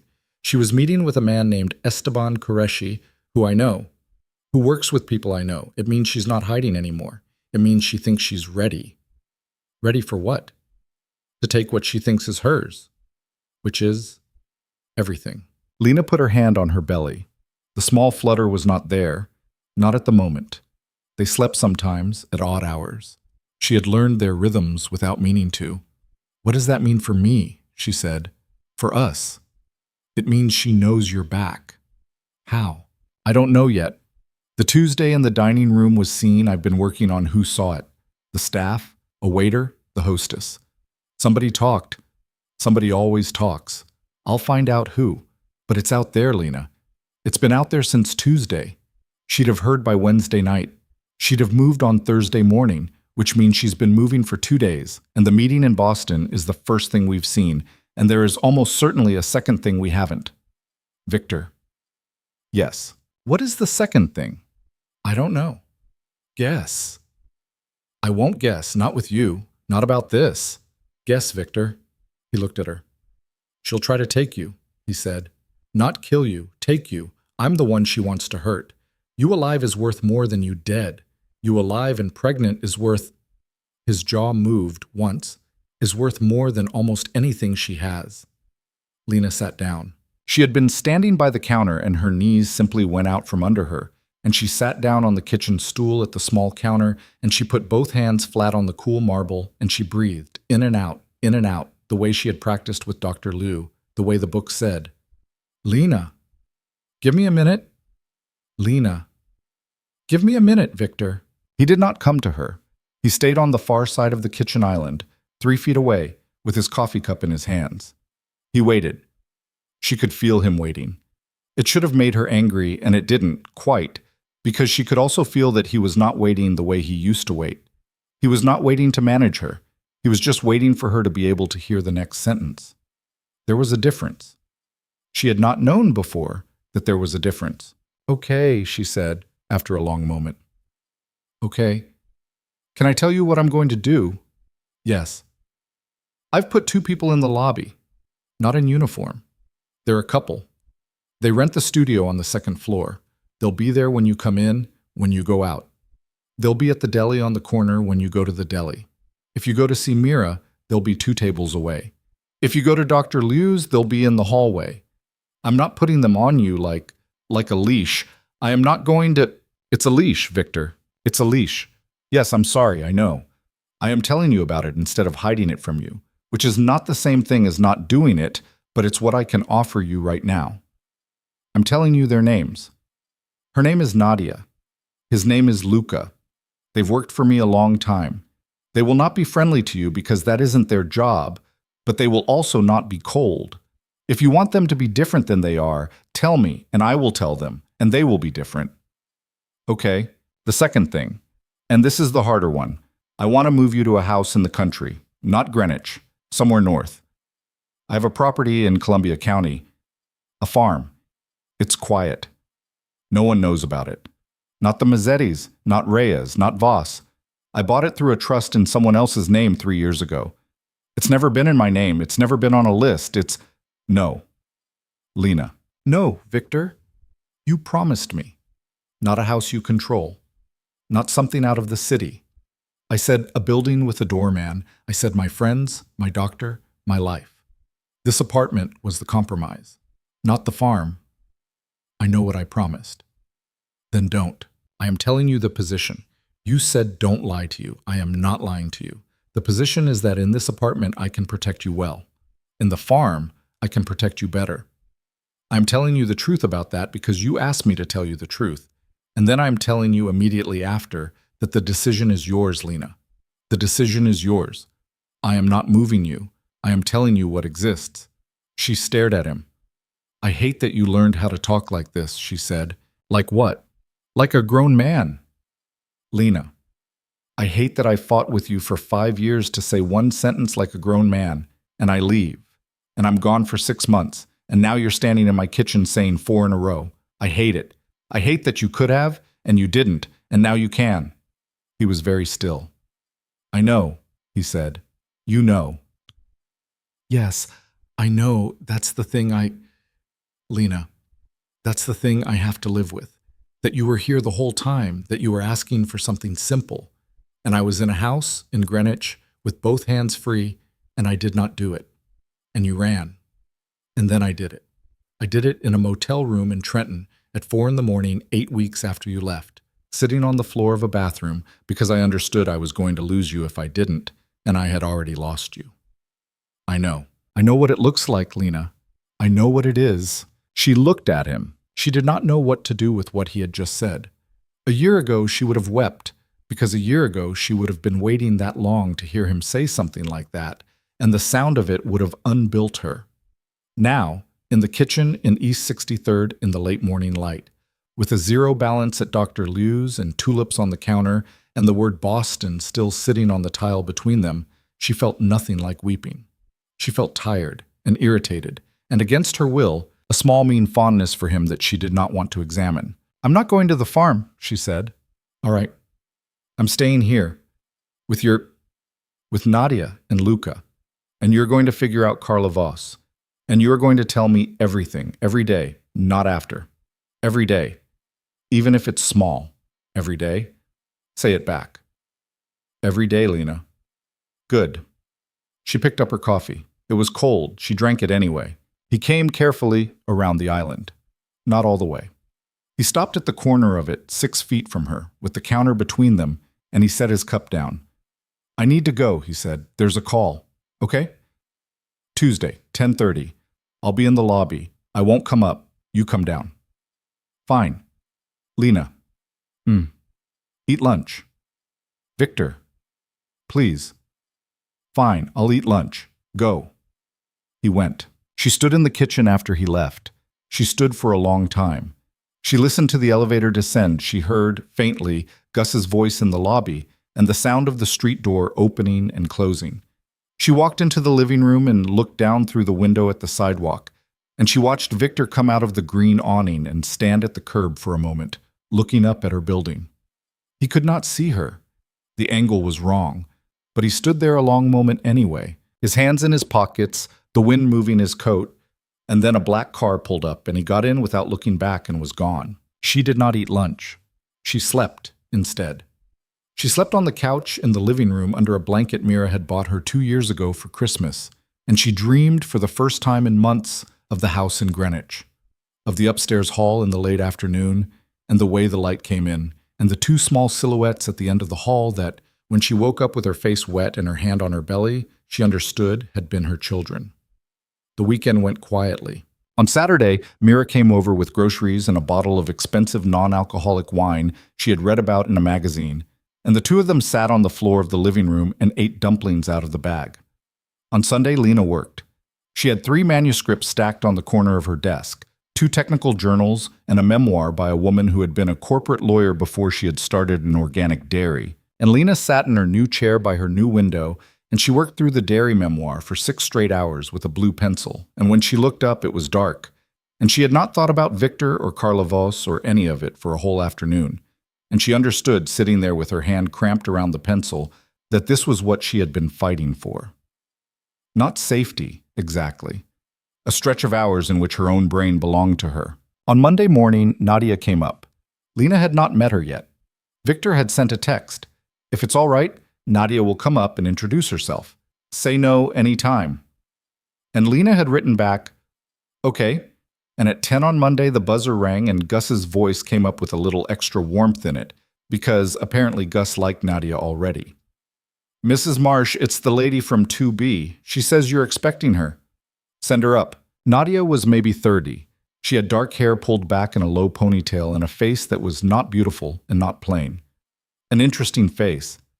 The kind of face that was very easy to forget if you were not paying attention, and very hard to forget if you were. She was wearing jeans and a forest green sweater and beat-up sneakers, and she was holding a small brown paper bag. Hi, she said, at the door. I brought you a scone. You don't have to eat it. I didn't know what else to bring.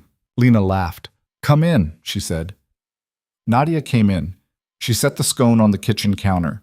She did not look around the apartment the way most people did, scanning for art or furniture or something to talk about.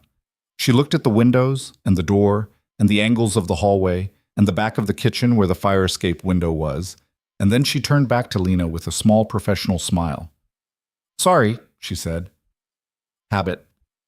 It's all right. He told me to be normal with you. I'm not always good at normal. I'll try. You're doing fine. Thank you. They sat at the counter. Nadia tore the scone in half and gave Lena the bigger half. Lena ate it without meaning to. It was very good.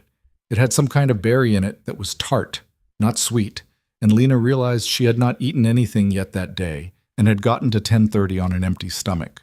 Luca is my husband, Nadia said. Actually, not for cover. I wanted you to know. Okay. I have a son. He's 4. He's with my mother in Queens. He'll come visit on weekends. If you see a small boy in the hallway, that's mine. He's usually carrying a dinosaur. Okay. I'm telling you because, I don't know, I thought you'd want to know we were real people. Before we were this. Lena looked at her. Thank you, she said. Yes, I wanted to know that. Nadia nodded, once. She did not say anything else for a while. She ate her half of the scone. She looked at the tulips on the counter. Her mouth moved into something that was almost a smile. He brought you those himself, you know, she said. What? The flowers. He didn't send someone. He went into the shop on 61st on Wednesday morning at 7 because he didn't want anyone to see him, and he stood there for 20 minutes looking at every bucket. And the owner's known me for years. It's how he found the place. The owner told him to pick one, and he picked the yellow ones. And he wrote the note at the counter on a piece of paper the owner gave him. I just thought you should know. Lena looked at the tulips. Why are you telling me that? She said. Nadia shrugged. Because I know him, she said. I have known him a long time. He is not, I will not say he is a good man, because you already know that he isn't, and I will not insult you by saying otherwise. But he is trying. He is trying very hard right now to be a different kind of man than the man he has always been. And I think if you're going to be anywhere near him, it helps to know that, not to forgive him, just to know. Nadia. Don't talk to me about him. Not like this. Not now. Okay? I'm not angry. You should be. I'm not. Okay? Nadia got up. She took her half of the scone wrapper and put it in the trash under the sink. She washed her hands. She was, Lena noted, completely at home in other people's kitchens, the way people who had spent their adult lives in other people's apartments often were. Last thing, Nadia said, drying her hands. Then I'll go. What? If anything ever happens. Anything. A knock you don't expect, a sound in the hall. Anyone in this building who is not a person you know. You don't call Victor. You don't call the doorman. You press the button on the black phone once. Just once. You don't have to say anything. Luca and I will be at your door in 40 seconds. Under a minute. Every single time. You don't need a reason. You don't need to be sure. You press it, and we come. Do you understand? Yes. Say it back. Press the button. Don't call. Don't call Victor. Press the button. 40 seconds. Good. Nadia left. On Monday night, Lena took a long bath. She sat in the tub with her hands on her stomach and watched the babies move under her skin, the strange alien ripples that still, at 22 weeks, stopped her heart every time she saw them. She talked to them, the way she had been talking to them for months now. She told them about the new apartment. She told them about Meera and the dumplings and the lady downstairs who had a little boy who carried a dinosaur. She told them quietly about their father. She said, "He is trying, I think. I don't know if it will be enough. I don't know if I can let it be enough. But he is trying. That's a thing. I want you to know that's a thing." She slept. Tuesday morning was gray and cold and windy, the kind of New York November that made your eyes water on the street. She put on a blue sweater and the only pair of maternity jeans she owned and a long coat, and she went down to the lobby at 10:25. And Gus looked up and smiled and said, "Mr. Hale is out front, Mrs. Marsh." He was standing on the sidewalk next to a different car. A black sedan this time, not the SUV, more discreet. Dmitri was at the wheel. Victor was in a dark gray coat and no hat, his hands in his pockets. The wind was pulling at his hair. He straightened when he saw her come through the door, and he did not smile, but something happened to his face, some small opening, which he tried to hide by looking down and pretending to check for a cab. "Mrs. Marsh," he said for Gus's benefit carefully. "Let's go, Victor." They got in. Dmitri pulled away from the curb. The ride to 58th was 7 minutes in traffic. Lena looked out the window. Victor did not look at her. He looked down at his own hands folded on his knee. He had washed the split on his thumb. He had put a small flesh-colored bandage over it. It was, Lena thought, the first time she had ever seen him with a Band-Aid. "You put a Band-Aid on," she said. "I don't think I've ever seen you with a Band-Aid. Nadia made me." "Nadia made you." She said the split was going to get infected. She bought them at the drugstore on her way over. She came to my office and she put it on me herself because she said I wouldn't do it. She's not wrong. She's not wrong. He looked out his window. Lena looked out hers. The silence between them was not comfortable exactly, but it was not the silence of strangers either. It was some third thing, something that was only what it was because of the two of them specifically, the particular architecture of the 5 years they had built together and the 6 months she had spent breaking it apart. The clinic was on the second floor of a medical building that did not look medical from the outside, a brownstone with a brass plaque and a lobby with a single potted fig tree. Victor got out first. He held the car door. He did not offer her his hand, and she did not ask for it, but he kept his hand hovering close to her elbow, not touching, as she stepped up onto the sidewalk, and she thought, he is learning. Somebody taught him. The waiting room was small. A beige couch, 2 chairs, a coffee table with a stack of parenting magazines, and one very old copy of The New Yorker. There was nobody else there. A receptionist behind a sliding glass window who nodded at Lena and glanced at Victor and did not visibly react, although something in her face sharpened, and Lena thought, she knows.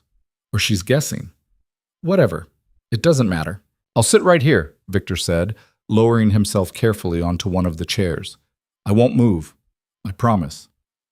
"Read a magazine, Victor." "I am reading a magazine." "You haven't picked one up yet." He reached without looking and picked up the nearest one. It was Parents. On the cover was a smiling couple holding a baby made of some ethnicity the magazine's art department had clearly been given a memo about. Victor opened it to a random page and began to read a feature about solid foods with the same grave concentration he had once brought to a contract for a Long Island dock lease. Lena laughed out loud. The receptionist looked up. "Mrs. Marsh, Dr. Liu can see you now." She went in. The appointment was routine. Weight, blood pressure, heartbeat. 2 heartbeats, in fact, because Dr. Liu always gave her a little extra time on the monitor, because Dr. Liu understood, without Lena ever telling her, that Lena needed the sound. 2 drums, at slightly different speeds, one slightly faster. Lena closed her eyes and listened to them for a full minute. "They're doing beautifully," Dr. Liu said. "You're doing beautifully. You've gained 1.5 pounds, which is exactly right. How are you feeling? Tired? Sleep? Not great. Stress? Some." Dr. Liu looked at her over her glasses. "I'm not going to ask," she said after a moment, "unless you want me to." "I don't." "Okay." Dr. Liu took off the glasses. She folded them. She put them on her desk. "Lena, I want you to hear me.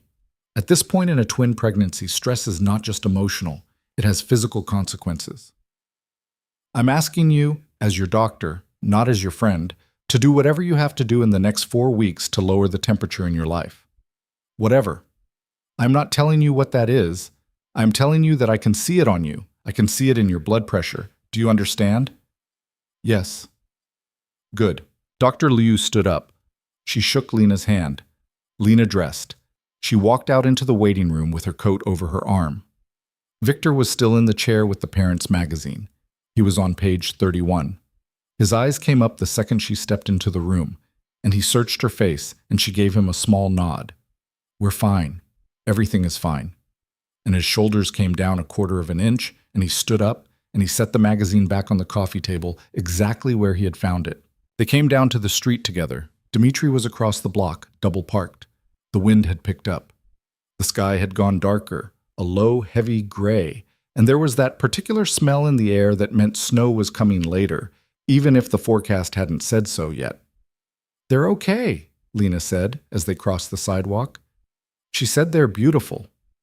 Good, that's good. She also told me to lower my stress levels." Ah, I laughed. On the inside, I did not laugh on the outside, because Dr. Liu is a serious woman. "Lena, I'm going to do everything I can to lower your stress levels. I just want you to know, starting now. You can start by opening the car door." "Already doing it." He reached for the handle.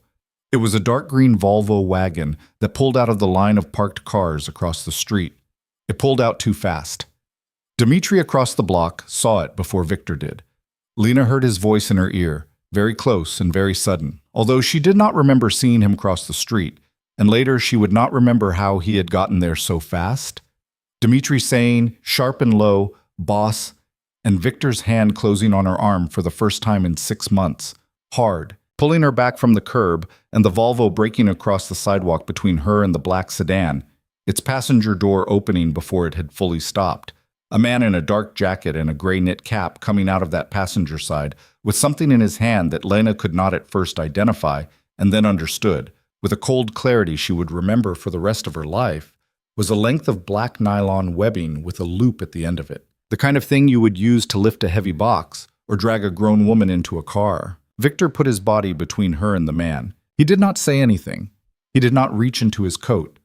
He simply stepped, one clean step, so that he was between Lena and the sidewalk, and the man in the gray knit cap checked for a half second, and in that half second, Dmitri hit him from the side, not at the chest but at the knee, and the man went down onto the concrete, and the nylon loop skittered across the sidewalk, and somewhere behind her, Lena heard a woman across the street, a pedestrian, a stranger, start to scream. The scream did something to the air. It cut the street in half.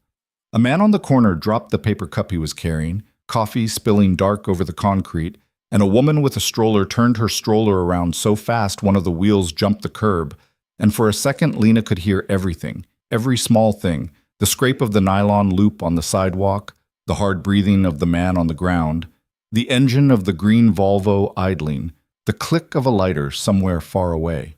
"Get in the car," Victor said. He did not raise his voice. He did not turn his head. His hand was still closed on her arm, not tight now but firm, guiding, and his body was still between her and the Volvo, and he was moving her, sideways, small steps, toward the black sedan Dmitri had left running at the curb. Lena, car. Victor, car. She went. The back door was already open. She didn't remember opening it. Somebody had opened it. Maybe Dmitri. On the way through. She half fell into the back seat, her knee catching the door frame, and the pain of it was a small real thing she could hold on to. And she twisted around and she saw, through the back window, Dmitri driving his knee down into the back of the man on the ground. And the driver of the Volvo. A second man, bearded, younger, in a brown jacket, getting out of the driver's side with his hand already going inside his coat. And Victor, who had closed the door behind Lena with his left hand, turning on the sidewalk to face the bearded man with his right already free of his own coat pocket, already raised, already holding something dark and small. "Oh no," Lena said. "Oh no, oh no, oh no!" The first shot came from the bearded man. It went wide. She heard the sound of it.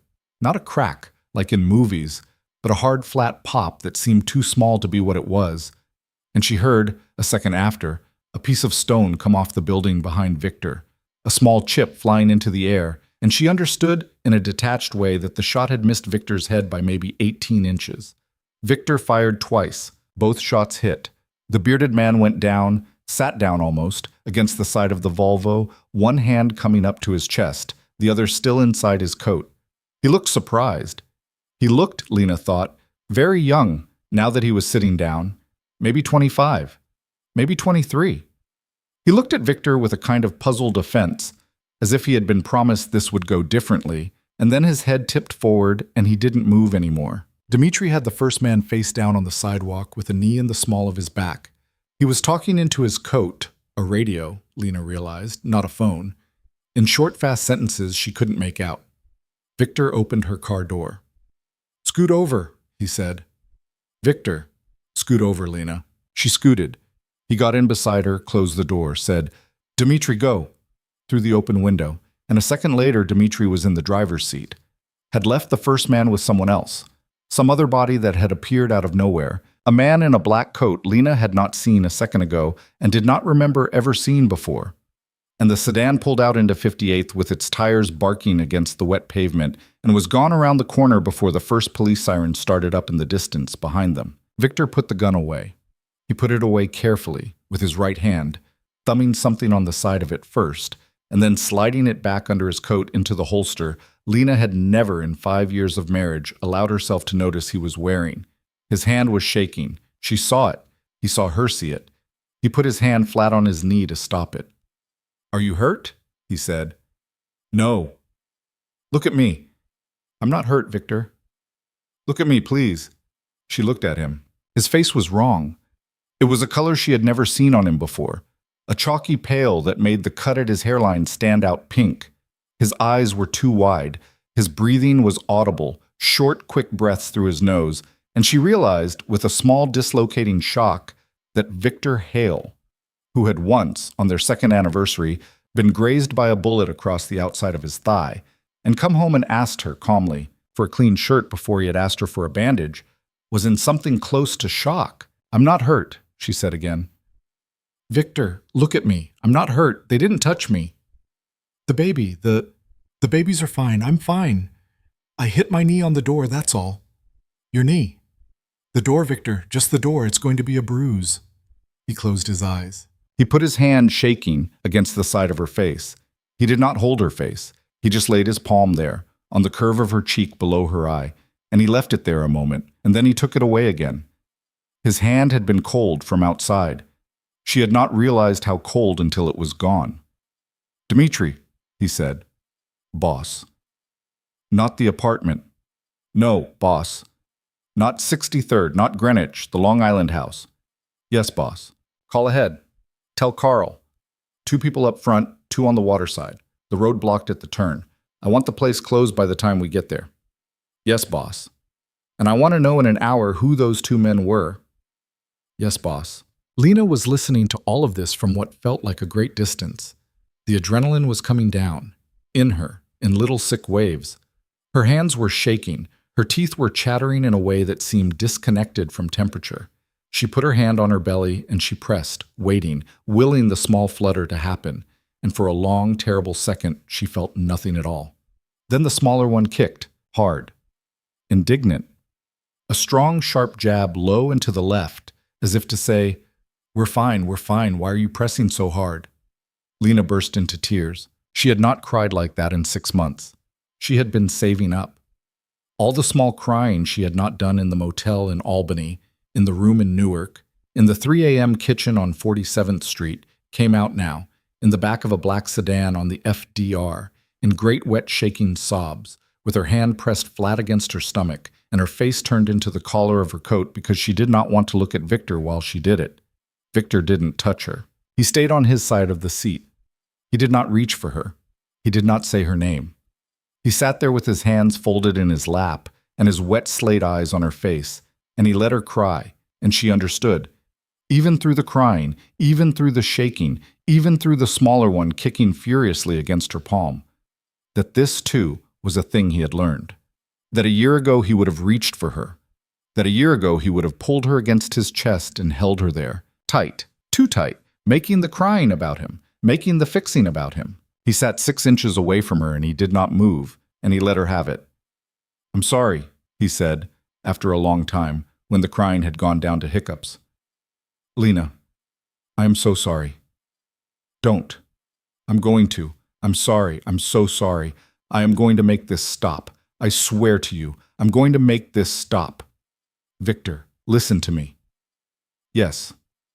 You killed someone. Just now, on the sidewalk, on 58th Street. There are people filming it on their phones right now. Yes. There are going to be police. Yes. What is the next hour? He looked out the window. They were coming up on the bridge, the iron crossing of it dark against the sick low sky. The wind off the water had teeth now. The first scattered flakes of what Lena had smelled in the air earlier were starting to come down, small and hard, bouncing off the windshield. The next hour, he said, I am going to be driving you to a house on the north shore of Long Island. It is not in my name. It is in the name of a trust that has no connection to me. There is nobody living there. It has a generator, food, clothes, and a doctor who comes when I call him, and a woman named Ilsa who will cook and not ask questions. Nobody will come for us there tonight.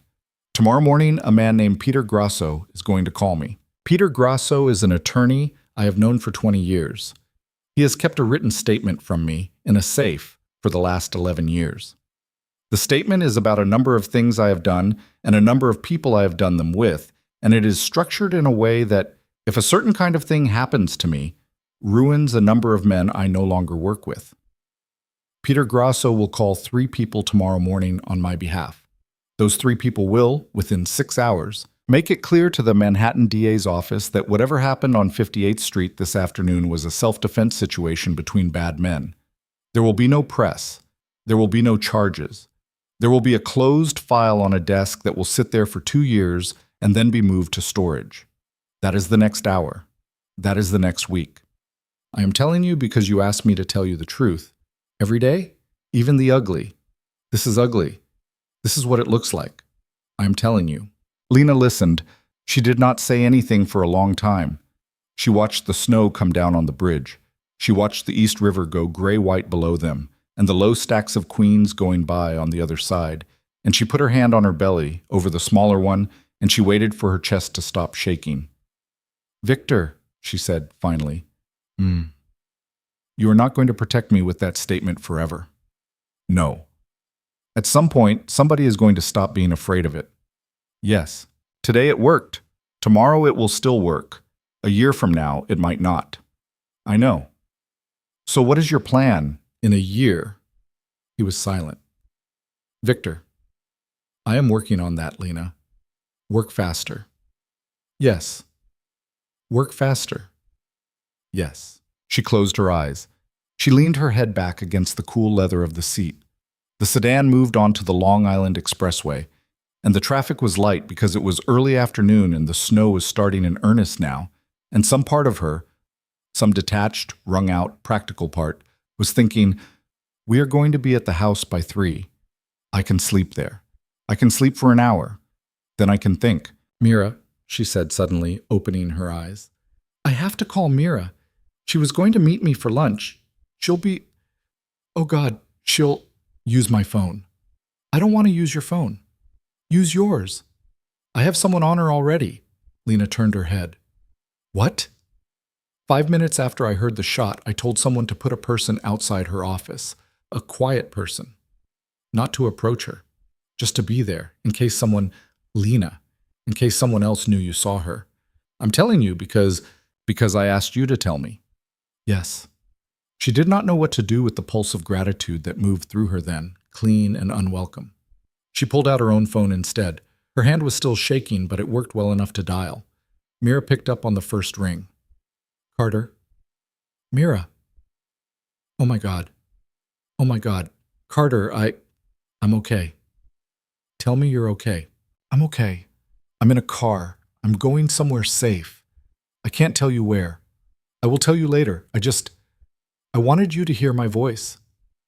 Lena, I saw a video on the news. Somebody put it up on the news. There was a man on the ground and... Don't watch it. Meera, don't watch it. Listen to me. I'm fine. The babies are fine. I'm going to disappear for a few days. Maybe a week. I will call you. I promise I will call you. Don't come to the apartment. Don't come looking for me. Please. If anybody contacts you, a reporter, a cop, anybody, you don't know anything. You had lunch plans. I didn't show up. That's all you know. Lena, please, Meera. Lena, Dev told me that there's a man in a gray coat standing across the street from my office. He's been there 20 minutes. That's mine. I mean, he's there because of me. He's not going to talk to you. He's there so nothing happens. Jesus, I know. Jesus, Lena, I know. Are you going to be okay? I think so. Do you need anything? Yeah, I do. What? Don't stop being my friend. Meera made a sound that was not quite a laugh and not quite a sob. Carter, oh my God, I'm not stopping being your friend. I'm never stopping being your friend. You don't get to be my friend anymore at this point. You are my friend. I didn't agree to this. It happened to me in college. It is a structural fact of my life. Do you understand me? Yeah? Call me. I will. Call me, Carter. I will. She hung up. She put the phone face down on her leg.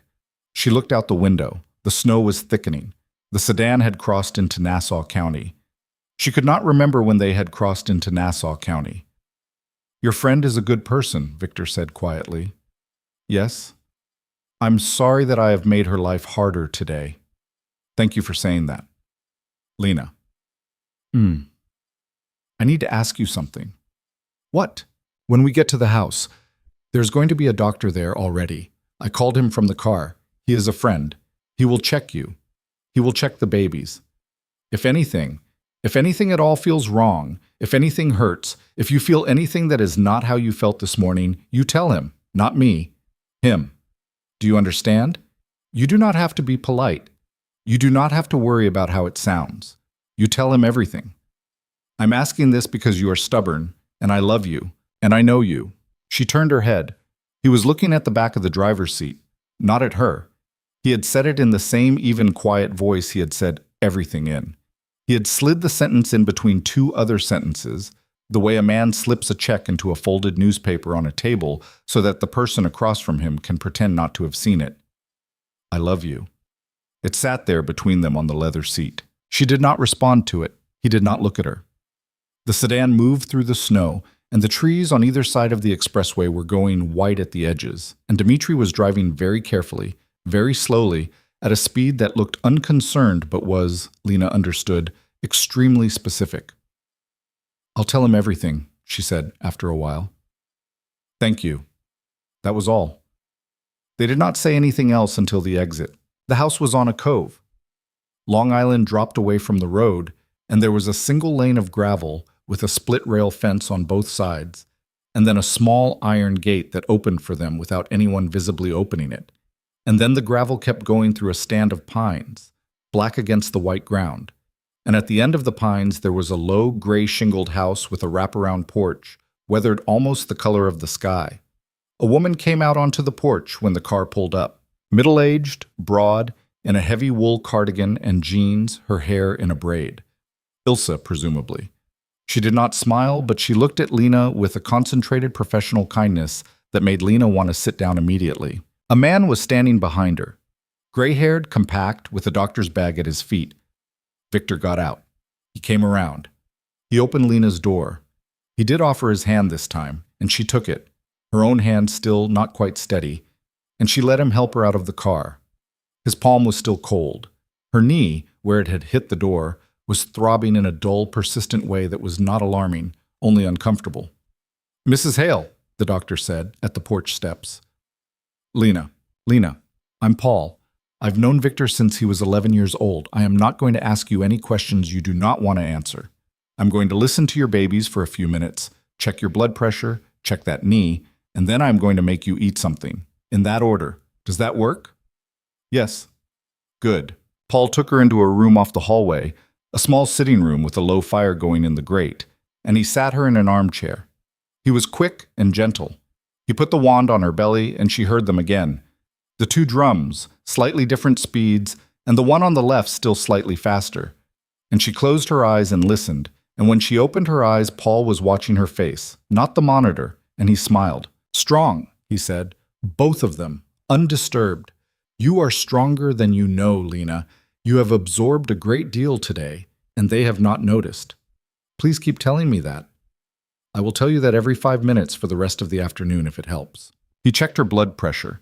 It was high, but not alarmingly so. He looked at her knee, which had developed a small purple bloom the size of a plum.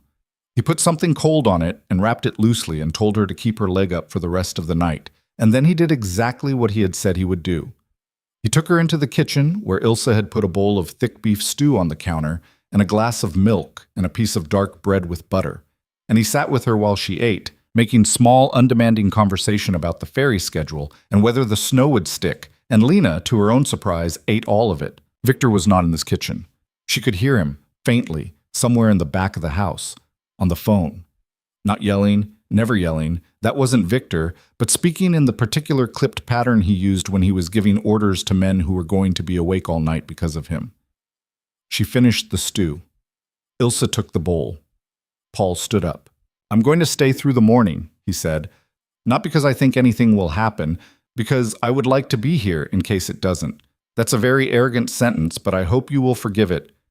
Sleep, Lena. In this house it is safe to sleep." "Thank you, Paul." "Do not thank me. I was a terrible child who was saved from being a worse adult by Victor's mother many years ago. This is the smallest fraction of that debt." He went. Ilsa went. Lena sat alone in the kitchen with her hand on her belly and her other hand wrapped around the empty glass of milk, and she looked out the window at the snow coming down in the dark over the cove, and after a long while Victor came in. He had taken off his coat, his sleeves were rolled up, his tie was off. He looked, for the first time in 2 days, like a man, not a project. He stood at the doorway of the kitchen for a moment before he came in, as if he wanted her to have the chance to wave him off. And when she didn't, he came and sat down across from her at the small wooden table and laid his hands flat on the wood. "Paul says you're okay," he said. "Yes." "Good." "Victor."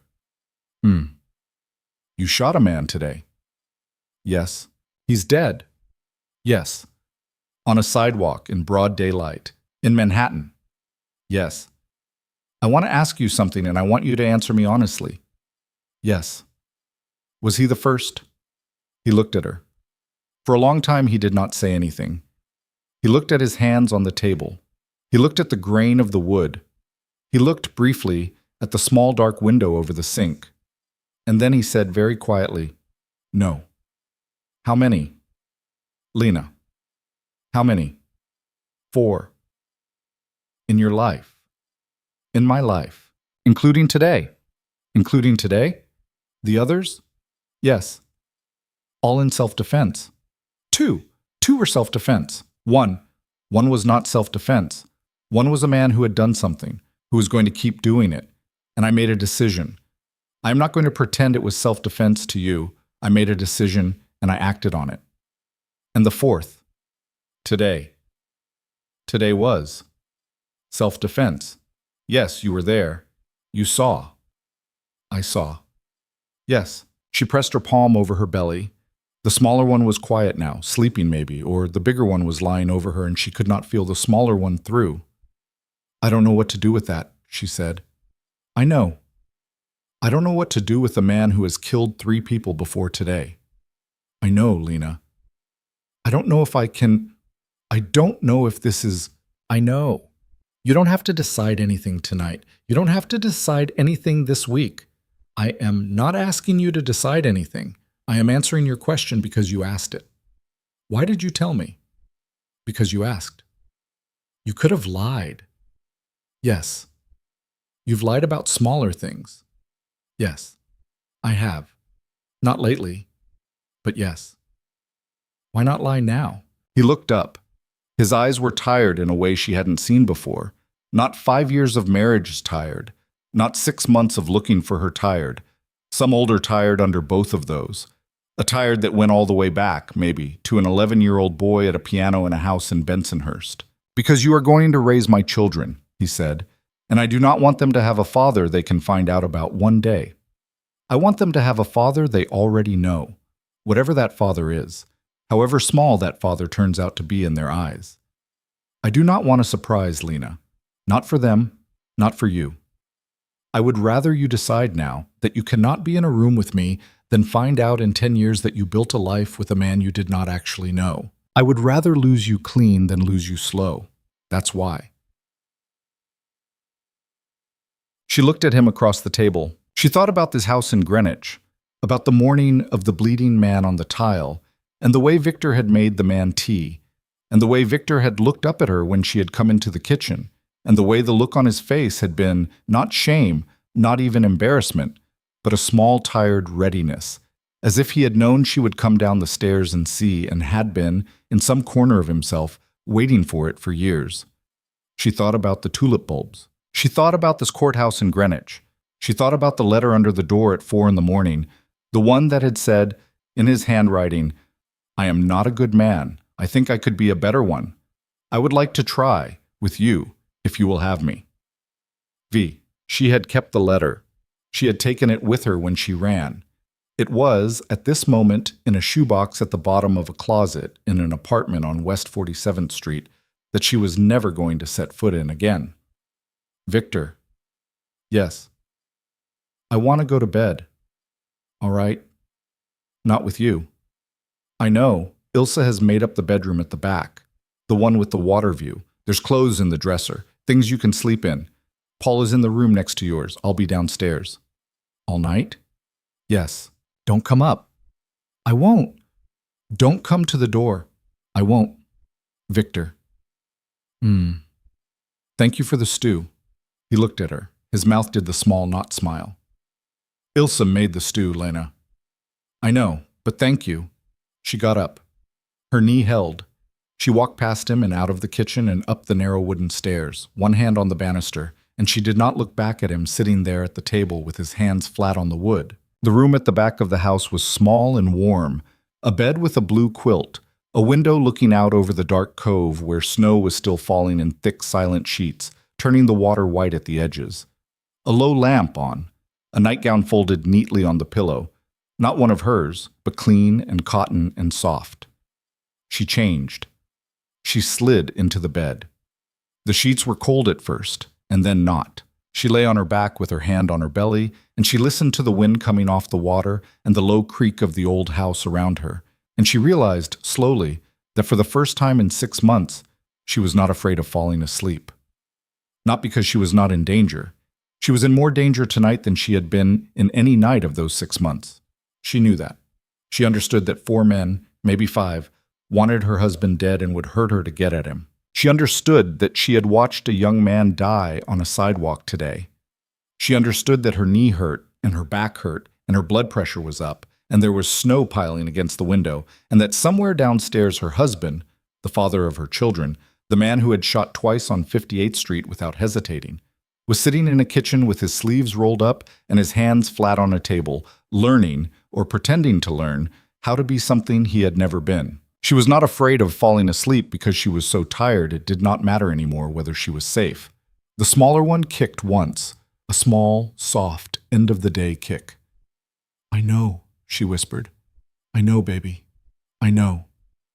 She slept. She did not know, lying there with the snow coming down, that at the same moment, in a hotel suite on the waterfront in Boston, a woman named Carla Voss was setting down her phone on a side table next to a glass of red wine and looking at a man named Esteban Qureshi across a low coffee table and saying very quietly, in the voice she had spent 20 years not raising at men, he used the gun. On the street, in the daylight, he used the gun. Esteban Qureshi nodded, slowly. So? He said. Carla Voss picked up her glass of wine. She looked out the window at the lights of the harbor. Below, a single tugboat was moving slowly out past the point, its lights yellow through the snow. So we don't need to be careful anymore, she said. He already isn't. The snow kept falling, over Boston and over Long Island both.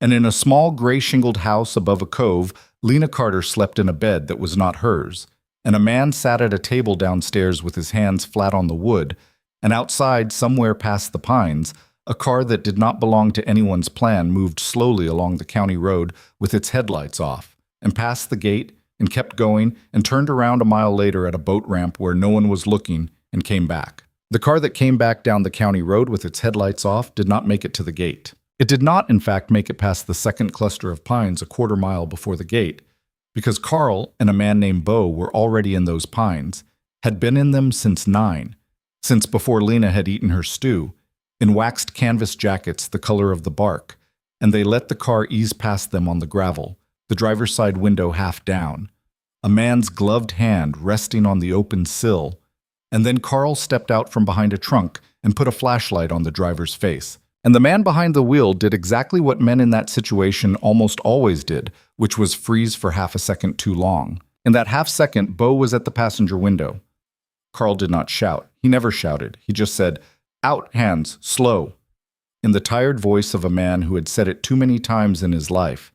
And the driver, a thin young man in a black coat with the kind of small, cruel face Lena would never see, took his hands off the wheel and opened the door and got out. Because he was 26 years old and had been sent by a woman in a hotel suite in Boston to drive past a gate and radio back whether the gate looked guarded, and he had not been paid enough to die in a stand of pines on a snowy Tuesday night. They tied his hands. They tied his ankles. They put him in the back of a truck that was already parked 50 feet into the trees, and Carl got into the driver's seat of his little sedan and drove it, headlights still off, another half-mile up the county road to a gravel turnout, where he parked it, wiped the wheel, and walked back through the snow. Victor got the call at 10:42. He was in the kitchen still, with a cup of coffee he had not drunk, and his hands flat on the table and his sleeves rolled up, exactly where Lena had left him.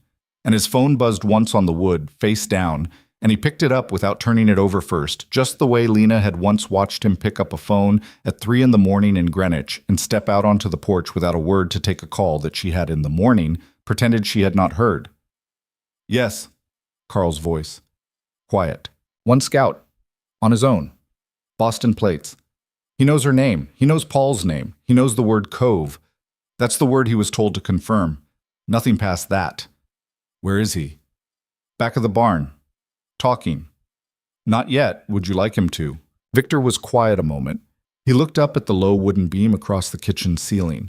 It had been painted once, a long time ago, and the paint was flaking in a rough pattern that looked, he had always thought, like a coastline. He had spent, in total, maybe 6 weeks of his life in this house. His mother had loved it. His father had not. His father had wanted a house with white columns and a pool. His mother had wanted this. His mother had won the argument exactly once in her entire marriage. Victor had been 12. "Not tonight," he said. "Put him somewhere warm. Water, blanket. Don't hurt him. In the morning I'll come out and talk to him myself." "Yes, boss." "Carl." "Yes, boss." "Thank you." Carl hung up. Victor set the phone down. He picked up the coffee cup.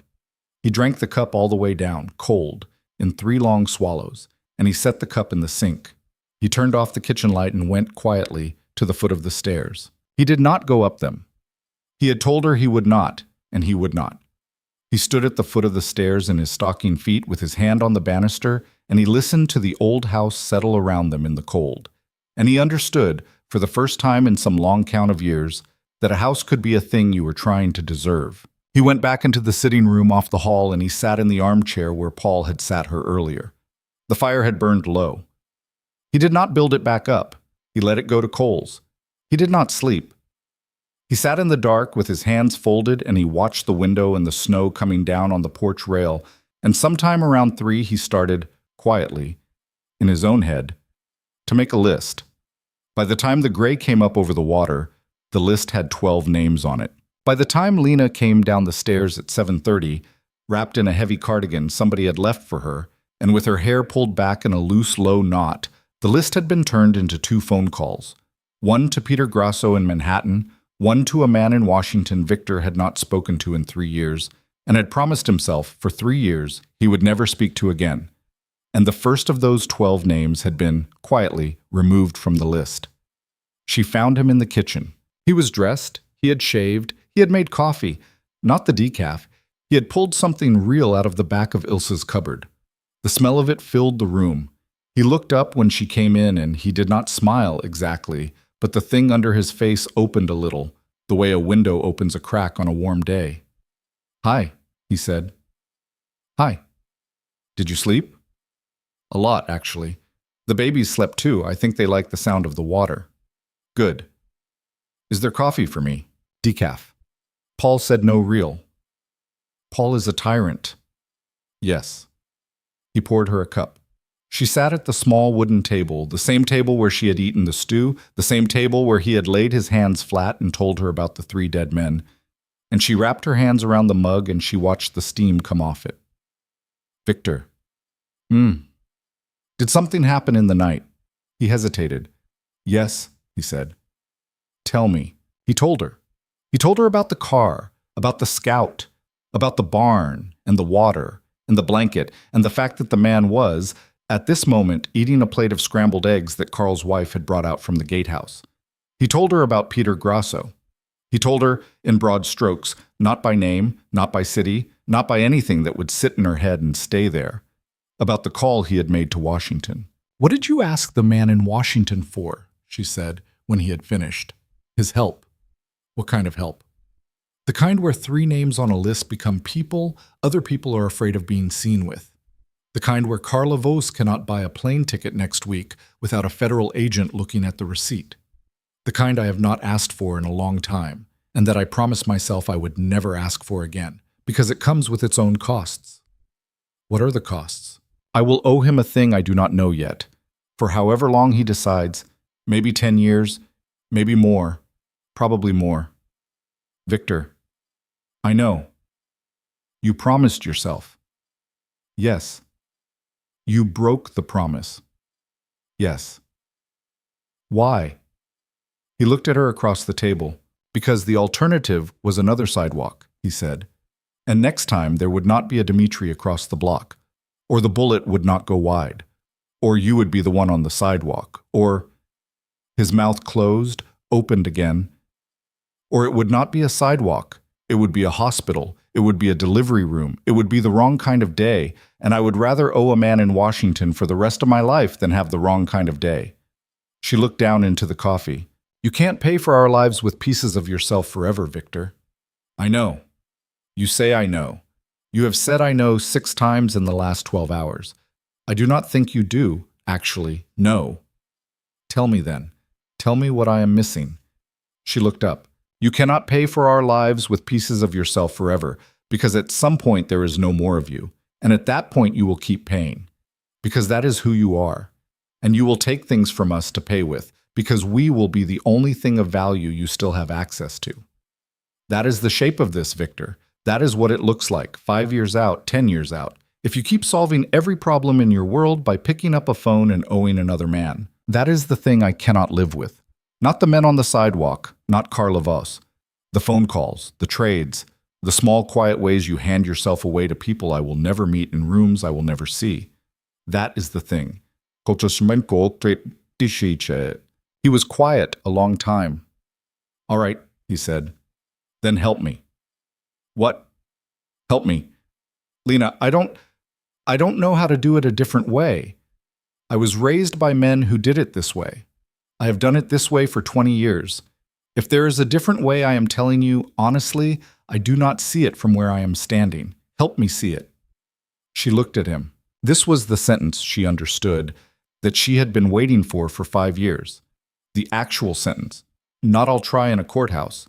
Not I know what I am on the edge of a bed. Not a letter under a door at 4 a.m. The actual sentence, help me, I do not see it, show me where to stand, said across a small wooden table in a kitchen that smelled of real coffee by a man who had killed a stranger in front of her on a sidewalk the day before. She did not know yet whether it was the sentence or whether it was a sentence that looked like the sentence. She had been fooled by sentences that looked like sentences before. But she said, all right. He waited. First she said, you are going to finish today. Carla Vos, the scout, Washington. Whatever comes next, you're going to finish it, because if you do not finish it, we will not have a next week to talk about anything. Understood? Yes, but after today, not tomorrow. Tomorrow there will be more. There always is. I mean, in 3 months, 6 months. When the shape of the problem changes, when there is a new problem that is smaller than this one. You are going to stop solving it by picking up the phone. You are going to come home and you are going to say, I have a problem, Lena, and I do not see a way out of it that does not cost me another piece of myself. And we are going to sit down at a table, the two of us, and we are going to talk about it, and we are going to find a different way. Even if the different way is slower. Even if the different way is harder. Even if the different way means you lose money. Even if the different way means you lose face.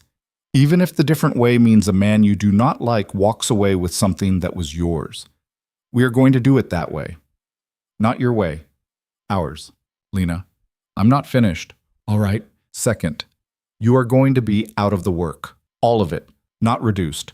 Out. You give the contracts to someone. You give the shipping to someone. You give the buildings to someone. You take the money you have and you put it in the kind of place boring men put money, and you do nothing with it except live. You will hate this. You will be bored for a year. You will look around at your life and think you have become small. I'm telling you now that you're going to feel that way, and I am telling you now that you are going to do it anyway.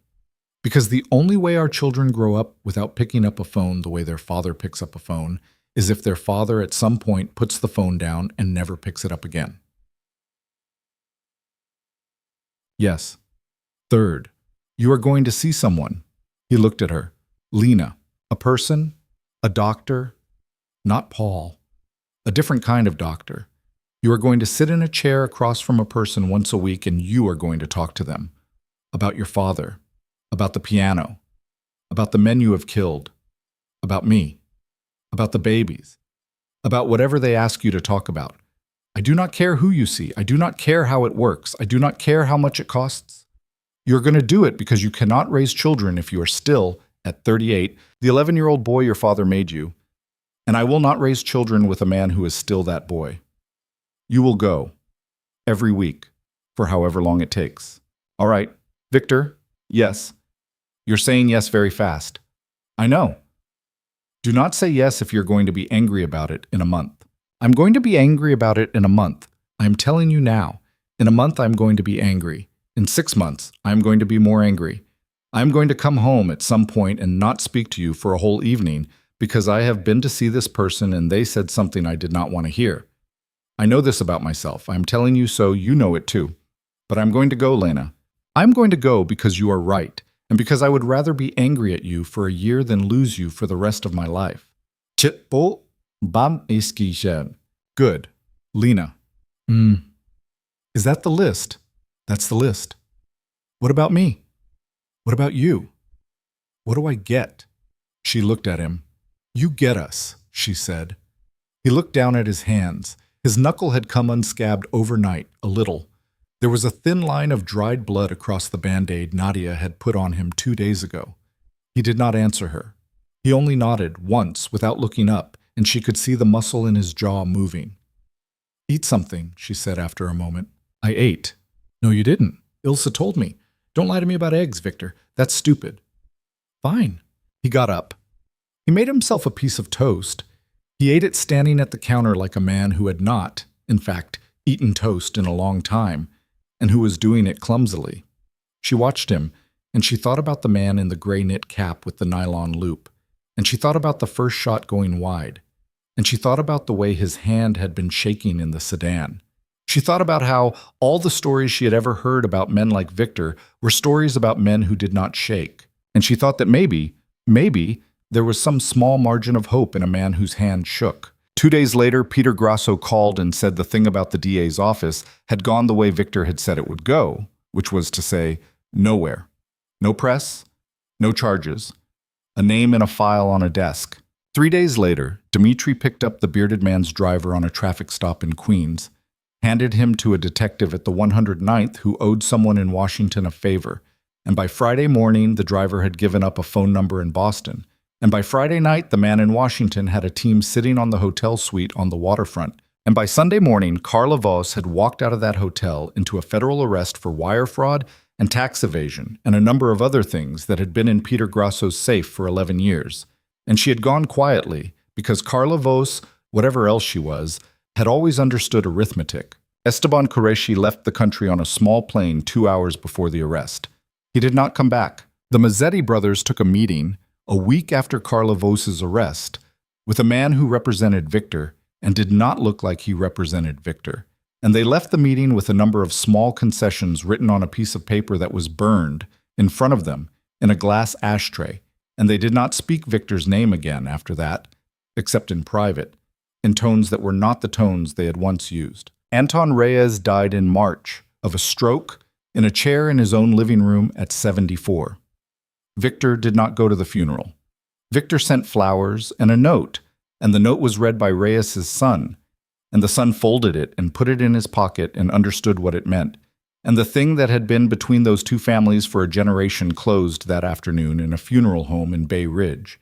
In the small, clean way a door closes. The fifth name, the possible fifth, the one Victor had been unable to identify, turned out, in the end, to be a man named Fisher who had been managing a warehouse for Victor in Newark, and who had been, for a year, quietly moving small amounts of product off the books for Carla Voss.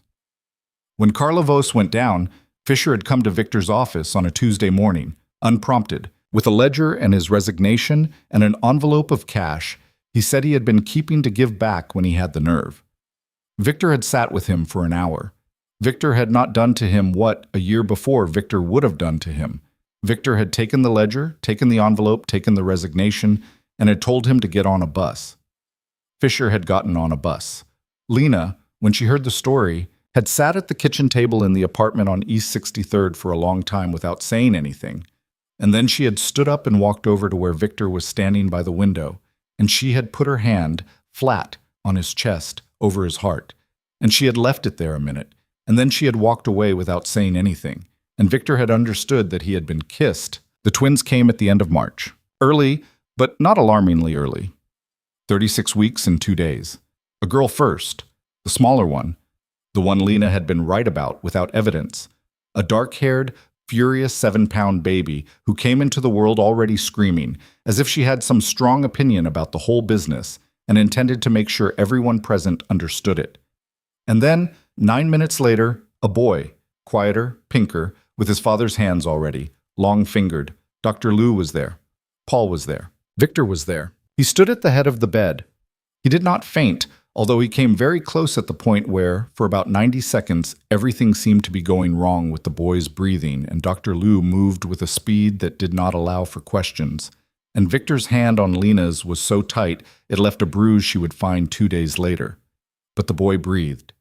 He breathed, and then he wailed, and Dr. Lou put him on Lena's chest next to his sister. And Lena looked down at the two small dark-haired heads under her chin, and she said, very quietly, the way she had been saying it for 36 weeks, "Okay, okay, we're okay, we're okay." Victor cried. He cried the way he had cried once before, the morning after the night his hand had been on her throat, sitting on the edge of the bed fully dressed.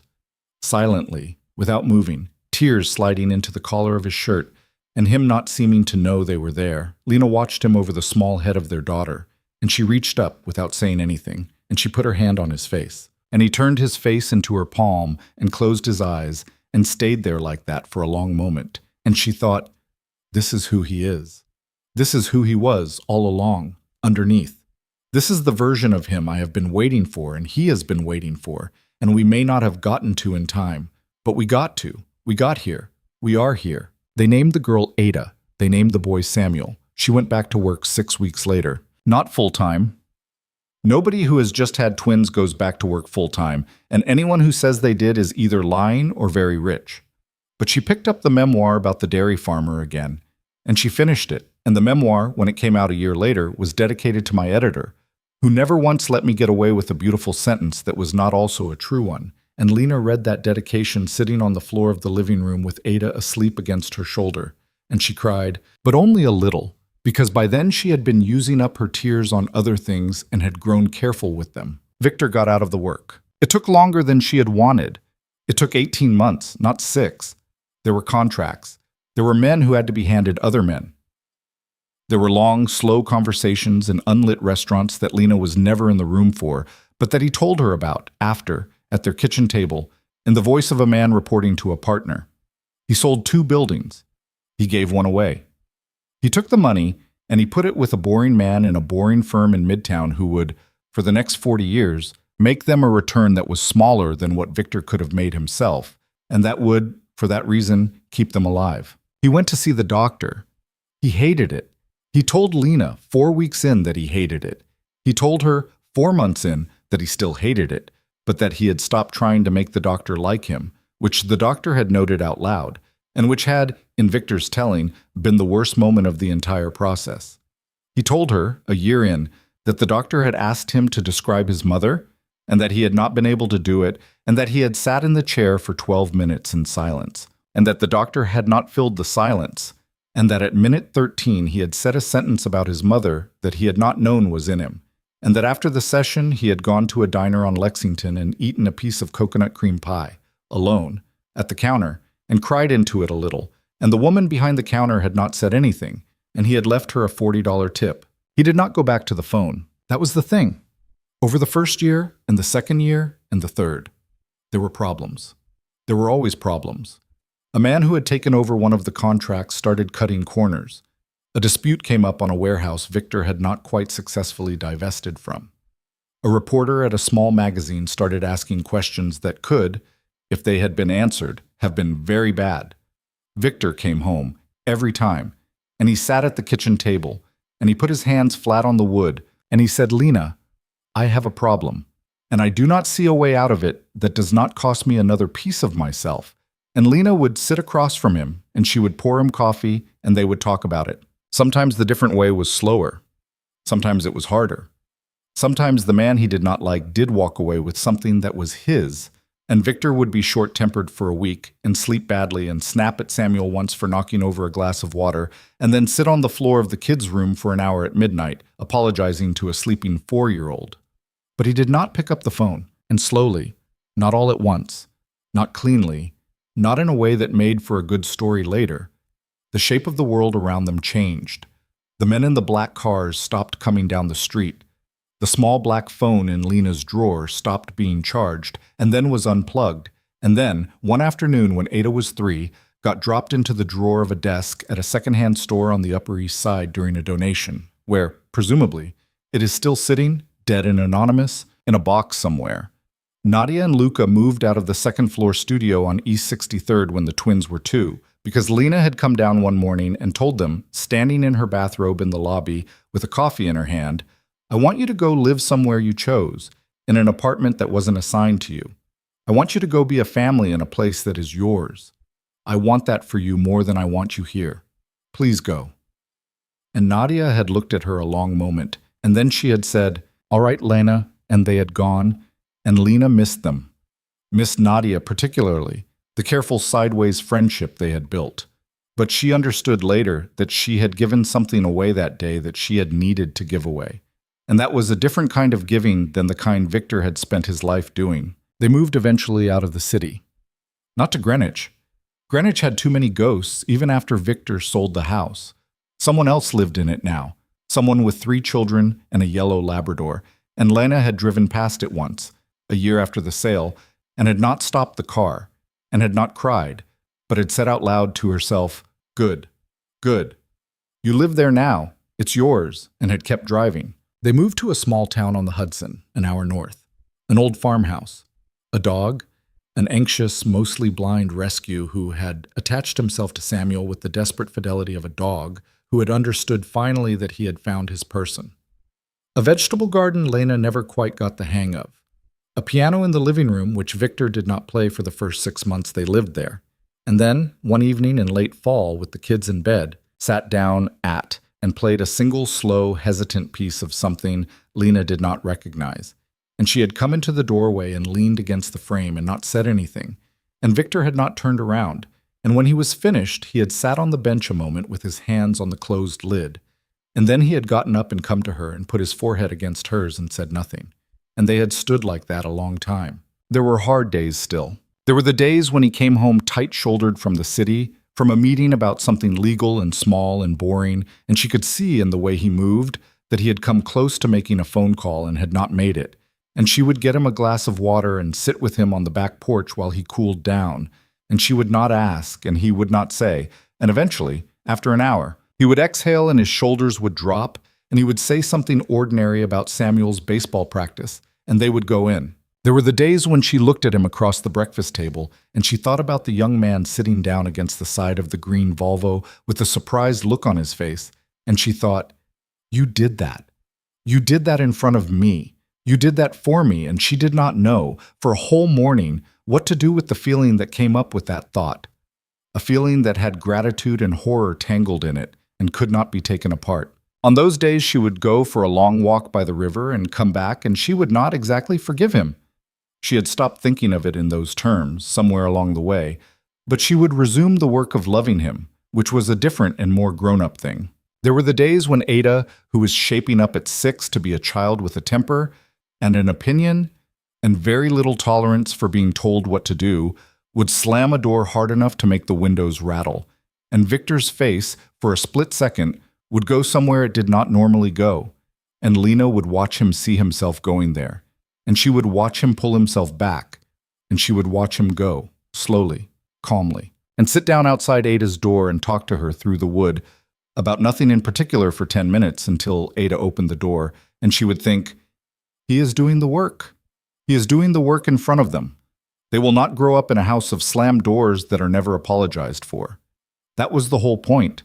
That was always the whole point. On the twins' 8th birthday, Meera came up for the weekend. She brought Dev, who she was now married to, and their 2 boys. And there was a barbecue in the backyard, and Victor grilled.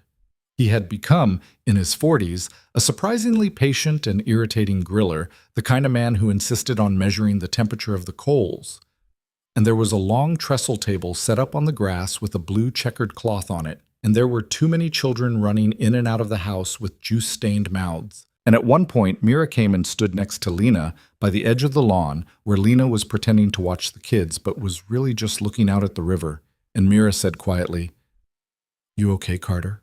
And Lena said, I'm okay." And Meera said, "You look okay." And Lena said, "I am." Meera bumped her shoulder. They watched Samuel, who had gotten his father's patience and none of his temper, carefully explaining something to Meera's younger boy about a fence post. They watched Ada, who was going to be, Lena already understood, the kind of woman Lena herself had never quite managed to be, running flat out across the yard with a super soaker and a plan. "He's good with them," Meera said. "He is. It's still weird to me. It's still weird to me." Meera laughed. "Lena, do you ever—" "Never mind, forget it." "No." "What?" "Do you ever think about her? Carla, whoever, the scout, the bearded guy, any of them. Do you ever—" "Yes." "Yeah?" "Yes, Meera." "Does it—" "It doesn't go away. It's not supposed to. If it went away, I'd be a different kind of person than I want to be. I think about them. I think about the bearded one. I think about how he was somebody's son. I think about how that somebody doesn't have him anymore. I don't apologize to myself for it anymore. I used to. I used to try to work out whether I had done something wrong, whether I should have run faster, whether I should have, gone to the police 6 years ago, done it all differently, whether Victor should have. I stopped doing that. I think about them. I hold them. I keep them with me, but I don't drag them around. Does that make sense?" Yeah. I think the thing I figured out eventually is that I was never going to be the kind of woman who got out of this without any dirt on her. I was only going to be the kind of woman who got out. The dirt was already on me the night I married him. I didn't know it yet. I had to figure out what to do with the dirt after, not how to pretend I didn't have any. That's bleak, Carter. It's not. It's the opposite of bleak. The bleak version is the one where I pretend I'm clean and I punish him forever for not being. That version kills all four of us. This version, we're standing in the yard. Meera looked at her. I love you, she said. I love you. Are you going to cry? No. I'm going to cry. Don't cry. Ada will see you and she'll ask why. Ada asks why about everything. Ada is going to run a country someday and be very hard on her staff. Ada is going to run us all over. Yes. They watched the kids. Ada sprayed Samuel in the face. Samuel, who was made of more forgiving stuff, laughed and took the super soaker away from her and filled it back up for her at the hose and handed it back. Victor, at the grill, called Dev over to look at something. The dog, who was now almost entirely blind, stood in the middle of the yard and waited patiently for Samuel to come back and tell him where to go. Lena put her hand briefly on her own stomach. There was nothing there and hadn't been for 8 years. But the gesture stayed in her. It was the gesture of a woman who had once stood at a window on West 47th Street in the middle of the night and told her unborn children, "Okay, we're okay," when she had no reason in the world to believe it. She had been lying that night. She had known she was lying. She had told them anyway, because sometimes the only thing you can give a person is a sentence that isn't true yet, and you can live long enough to make it true later if you are lucky and stubborn, and you love someone enough to keep walking toward the sentence every day for years. She had been lucky. She had been stubborn. She had loved people enough. And the sentence, the one she had whispered to 2 small lives in a cold apartment in Manhattan on a November night with a black sedan idling on the corner, had slowly, over 8 years, become true. Meera leaned her head against Lena's shoulder. Carter. The burgers are going to burn. Yeah. Victor does not know how long a burger takes. He thinks he does. He really doesn't. I know. They did not move. They stood together at the edge of the lawn, and Ada screamed with laughter somewhere behind them, and Samuel told the blind dog where the porch was, and Victor, at the grill, finally, at last, moved the burgers off the heat. The river went past the end of the yard, slow and brown in the late afternoon sun, the way rivers do, carrying whatever it was carrying on toward the sea. Lena watched it go. She thought not for the first time that running had saved her life, and staying had saved her life, and that they were not, after all, opposite things. They were both, in the end, ways of choosing. The woman who had left Greenwich in a rented Honda at 2 a.m, and the woman who was standing in a yard on the Hudson watching her husband overcook a burger were the same woman, and she had chosen both times, and she had been right both times. And she did not owe anyone. Not Victor, not Meera, not Ada, not Samuel, not the ghost of the young man against the green Volvo, not the small, hard version of herself that had sat on a bathroom floor in Trenton and counted $11,000 in cash. Any explanation for either choice beyond the fact that she had made them, and she had survived them, and here she was. Ada came flying across the yard with her hair in her face. Mom. Mom, Dad said I have to ask you if I can have another juice box because I already had 2, and I told him I only had 1, but he said I had 2, and so I'm asking you, and the answer should be yes. Lena looked down at her daughter. Ada was 8 years old, and she had her father's gray eyes, and she had Lena's chin, and she had a bruise on her knee from falling off the porch 2 days ago, and she had a mouth on her that was going to get her into a great deal of trouble someday. And she was, at this moment, looking up at her mother with the entire confident expectation of a child who had never, in her life, had to wonder whether she was safe. 1 more juice box, Lena said, and then water, and you did have 2. Your father is right. Dad is never right. Dad is sometimes right. Fine. Ada ran off. Lena watched her go. She watched her husband at the grill laugh at something Dev had said. She watched her son sit down in the grass with the dog's head in his lap. She thought, good. She thought, okay, we're okay. And this time, finally, after all of it, It was simply and entirely true.